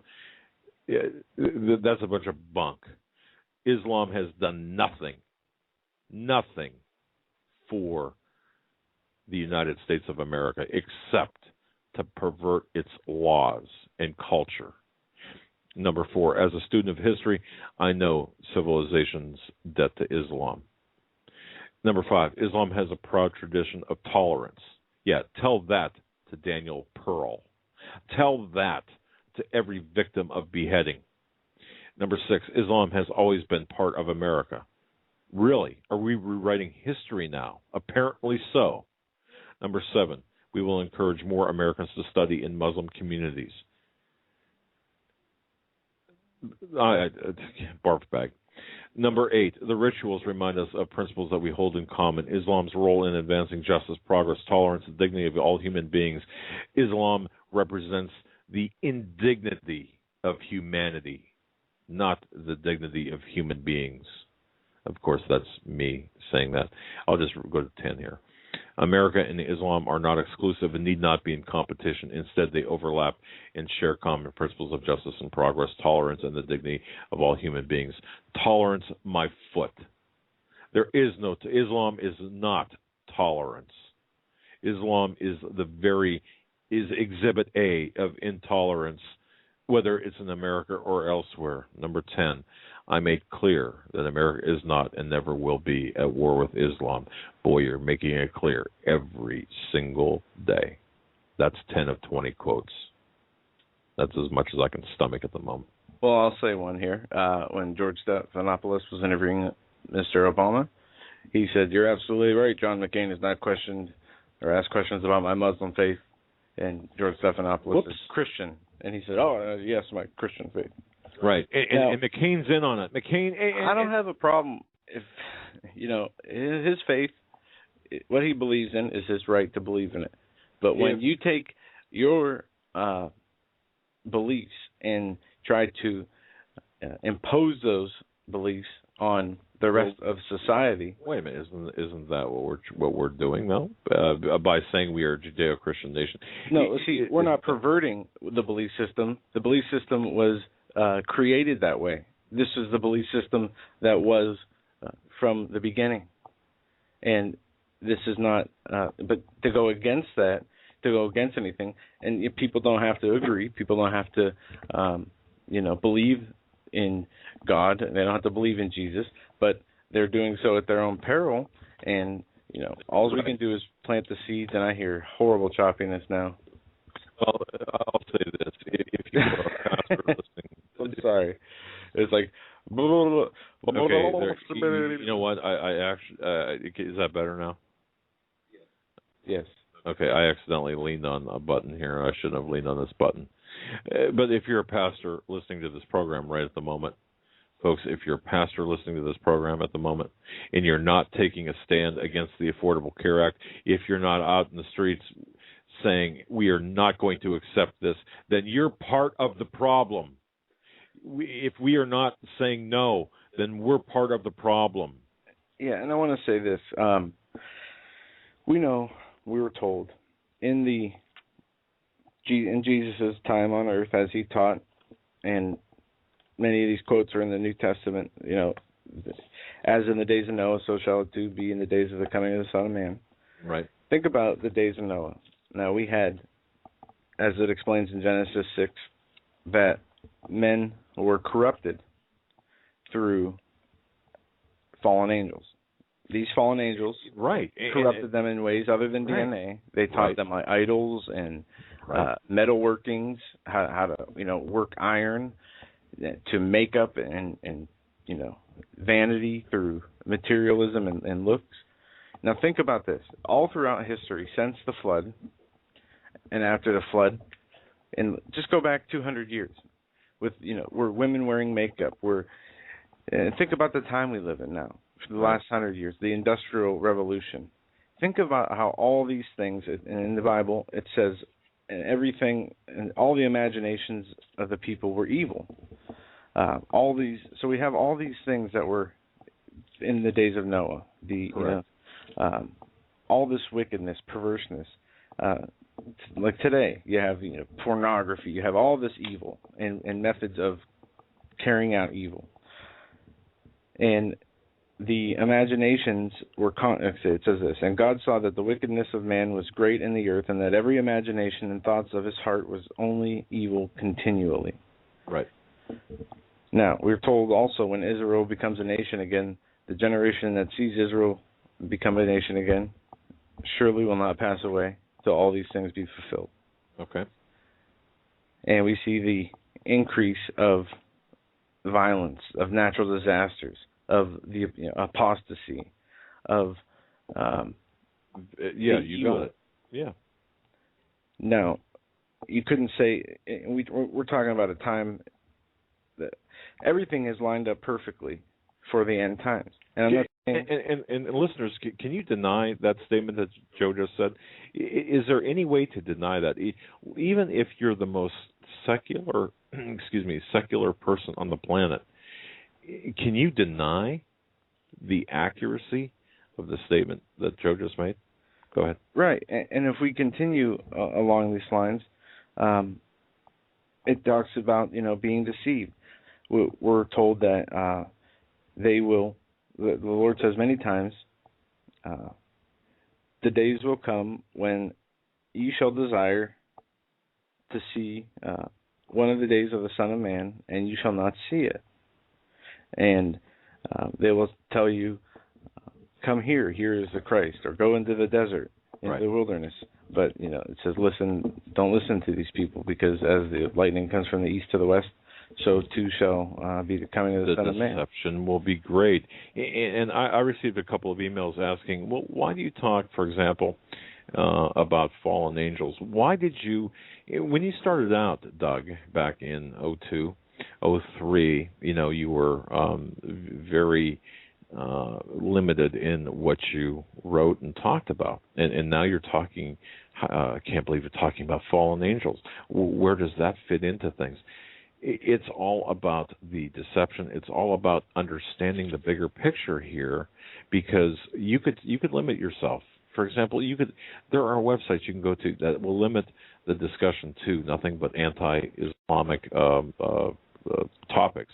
Fine, that's fine. If however, it's the picture, the story, where we're at today, where we're going to be at tomorrow, is all an extension of where we have been. We've got to look at the historical account of the fallen angels and the role in things. And there's nothing new under the sun, as we're good. told. So when we had in the days of Noah giants in the earth that came unto the daughters of men, and they bare children unto them, and they became mighty men of renown, which were of old, men of renown. Mm-hmm. And God saw the wickedness of man, and that all their imagination and every thought was only evil continually, and the Lord was deeply troubled by this.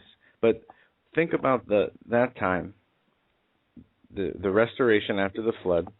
Then you had the Babel. The people were spread apart and confused of languages, and that's right. And why was that? Okay. Well, Babel, the Tower of Babel was a tower built not to heaven. That's the first world government, the first attempt at a global governance. Right. And Nimrod, who married his mother, was Nimrod and Nebuchadnezzar. Nimrod was the Tower of Babel, but this is what people talk about, or this is what the Scripture is talking about. He was a tyrant, Nimrod. He established a world government in his time. He had fierce military power. He had mighty political persuasion. And now we have today a country that we live in, and more specifically the United Nations and NATO, have established a mighty military power. We have the ability to destroy ourselves with weapons we have made. And we were told that this would happen again. And it says, just like we talked about, in the days of Noah, Jesus said, in the days of Noah, just like it was then, so shall it be too in the coming of the Son of Man. And the signs are getting more in your face. We talked about Comet Ison. We keep talking about that. We talked about it with Stan last night. And whatever you think of Comet Ison, or what it might or might not do to the Earth, if anything, it is a sign. To have if it glows in the daytime as light as they say it will, up to 15 times brighter than the full moon.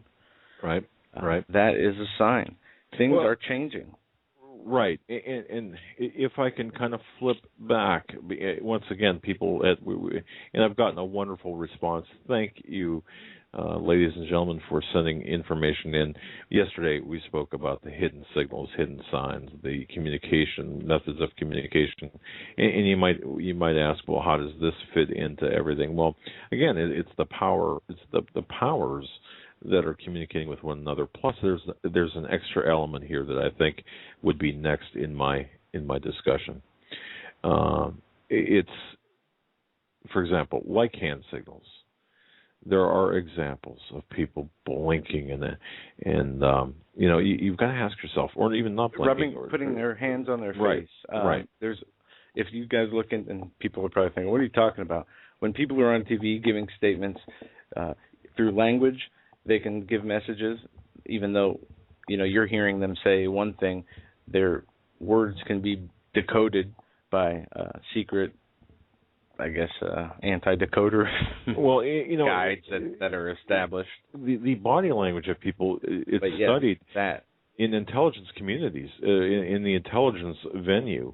For example, when you take a course in interview and interrogation, and it's a very specialized course, you watch the body movements of people. If they could telegraph to you when they are lying, and I'm thinking of one such example, or their inner feelings.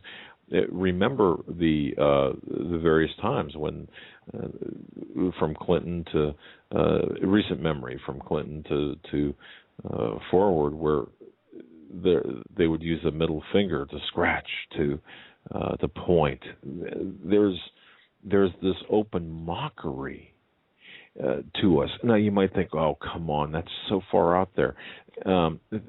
Think about. Go ahead.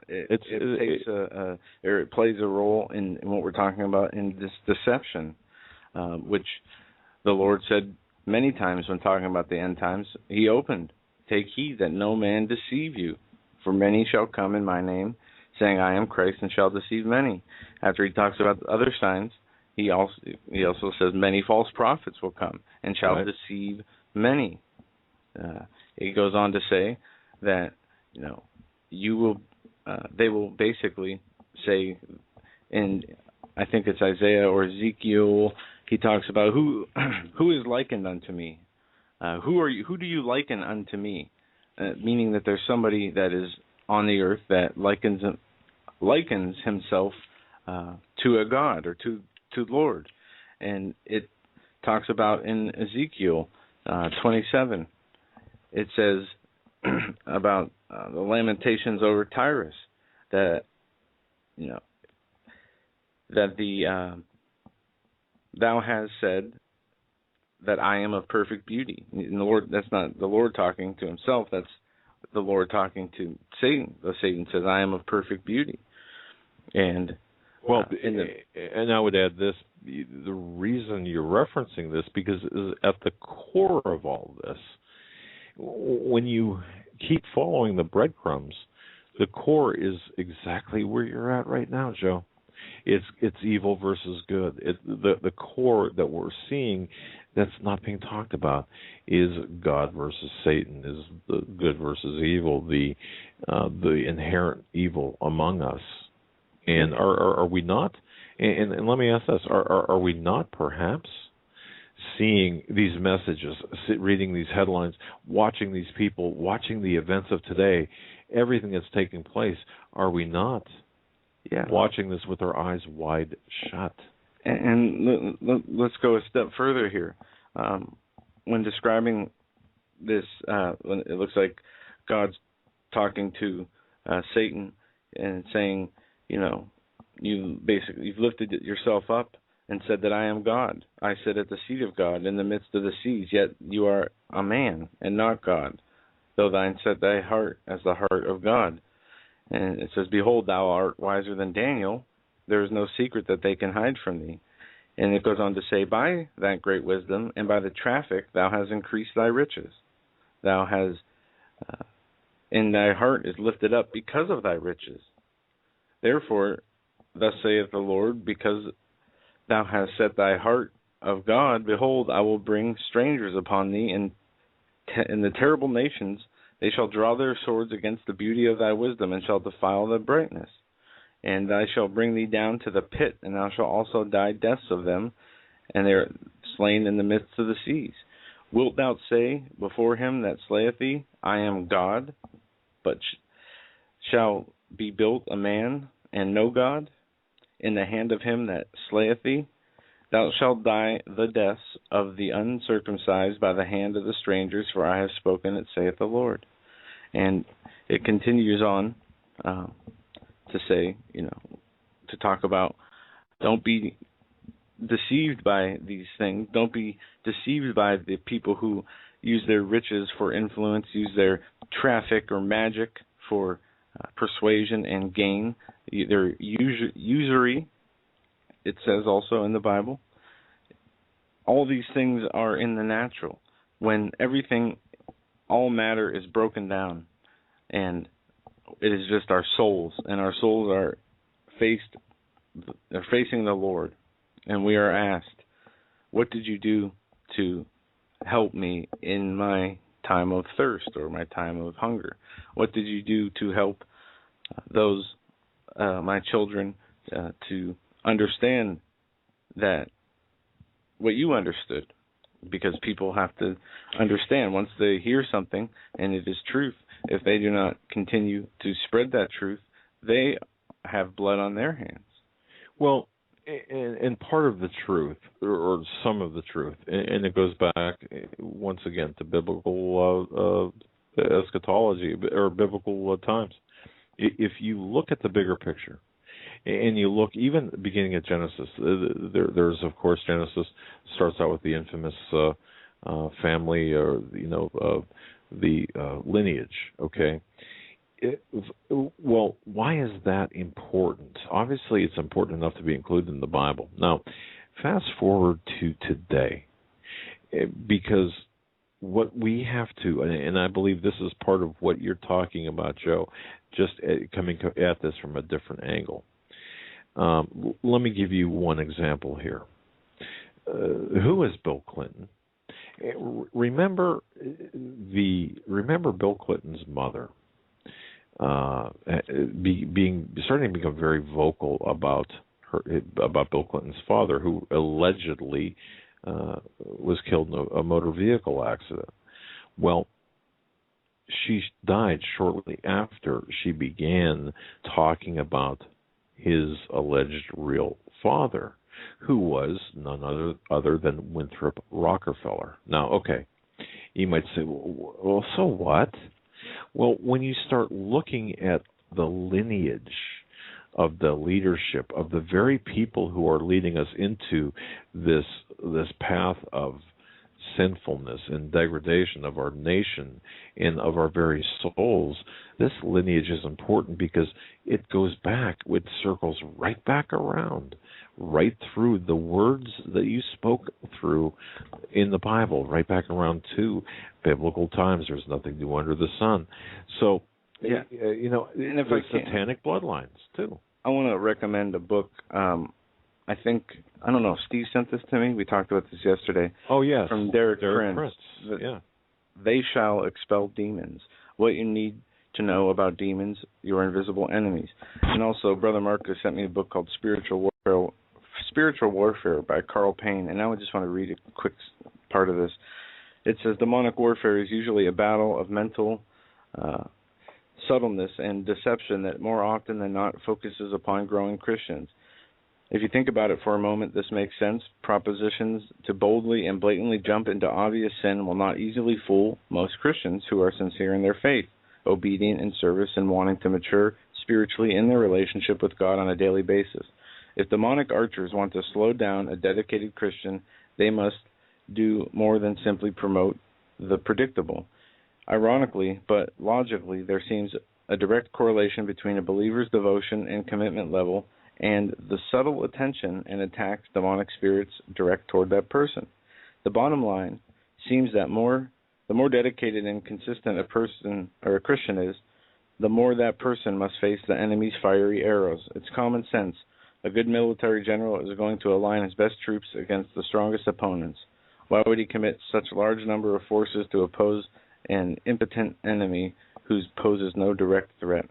And if a Christian controlled by fear might conclude that the less consistently he follows Jesus, the fewer demonic attacks he will have to endure. And once again, the logic works, but motivation is disgraceful. Ultimately, fear motivates this type of thinking, and fear is a terrible motivator for a person who understands that if God is for you, it doesn't really matter who is against you.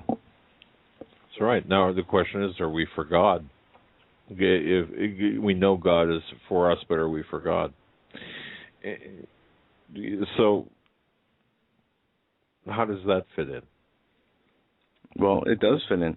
And one more thing I want to say is how does that fit into what we're talking about? It fits in because of what you just said, the subtleness of the demonic attacks that we will see. Obviously, we talked about this before. You're not going to, like we said, you couldn't go from the 1940s and the culture of music and entertainment to the 1990s in 10 years because it needed to be done through subtleness. Very good. The Lord said, you are either with me or you are against me. And to further that, he talked about in the letter to the churches in Revelations about being lukewarm. He says, I would rather you be hot or cold than lukewarm. For if you're lukewarm, I will spit you out of my mouth or spew you out of my mouth. Right. And it is because you are not dedicated to one side or the other. It says, I know thy works, and neither are cold nor hot. I would thou were cold or hot.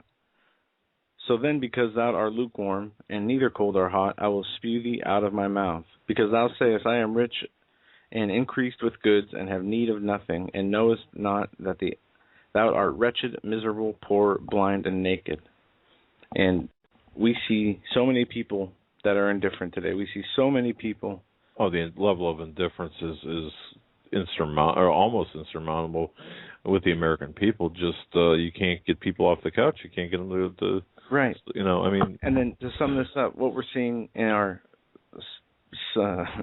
psycho-political socio scene, societal scene, is such confusion and division and deception. Are these politicians, whether in left or right, really stating their main objectives?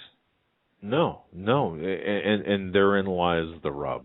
Yes, they are intentionally drawing people in, intentionally playing on their fears, on their emotions, on their false belief systems in many cases.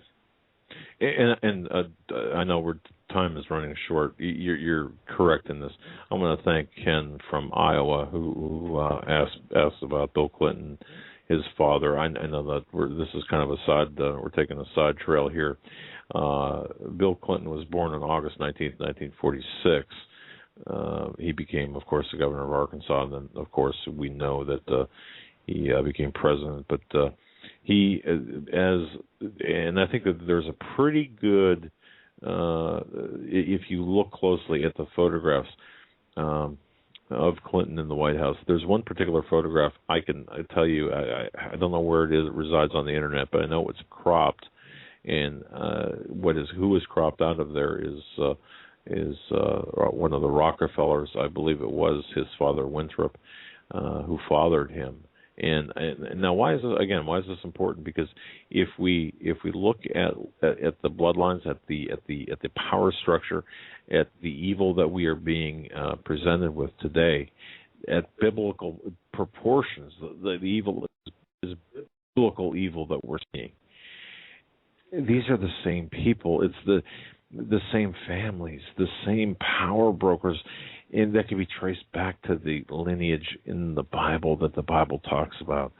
And if we understand that, at least in my view, and you don't have to agree with me, folks, but in my view, if we understand who we're dealing with, and we understand what their motives are, and we understand why we are still dealing with all of this murkiness, this horribleness, then we'll know what to do, or we'll have a better understanding of things, I should say, not necessarily know what to do, but our options of what to do become much clearer. And of course, one of the things to do that we must do is always pay very close attention and pray and pay very close attention to what's in the Bible, as Joe did point out. And pray for each other, always encouraging each other instead of tearing each other down. And I wanted to say this because I talked with Chance and his wife today. And American Survival Wholesale. Yes, and I talked with Brother Marcus yesterday, and both of them echoed the same thought. And we're going to have Brother Marcus on to talk about it soon. But using the tools that the Lord gave us to fight these spiritual battles. What are these tools that we need, and how can we utilize them? This is for all the marbles, as my friend likes to say. This is for the fight of our souls, the souls of our children, the souls. Look to your left or look to your right if your wife is sitting beside you or your husband is sitting beside you, or if you're looking out into your family room listening to this broadcast, look at your children, whether they're 5 or 15 or, well, goodness knows, 50. It's for their salvation. It's for their future. This is for all of the marbles, as, again, like my friend likes to say. This is how big this is. The lie is so big that we've been, to answer the question that I've been asked several times, why are you now going to this wider, bigger picture? Because without understanding the bigger picture, you'll never understand the smaller issues. You'll never understand. The Middle East will never make sense to you. The conflict in Syria will never make sense to you. The divisiveness about Israel and specifically about Jerusalem will never make sense to you. The refusal of this and other White Houses to accept Jerusalem as a capital of Israel, it won't make sense to you, nor will John Brennan's continual reference to Jerusalem as Al-Quds, meaning that John O. Brennan, the head of the CIA, is a Muslim, or at least, well, no, I'm just going to say he's, based on research, he is a Muslim. We are a captured operation. So please, folks, look at the bigger picture. Don't fall for this entertainment that we're seeing. Look at the bigger picture. Theater. Right. And while you're looking at the bigger picture, do something nice for somebody, whether it be a spouse, a sibling, a neighbor, a friend. Just look for those opportunities where we can be a blessing to somebody who might need it that day. Make a difference. Yeah. Give your wife or husband a hug, or tell them you love them. Even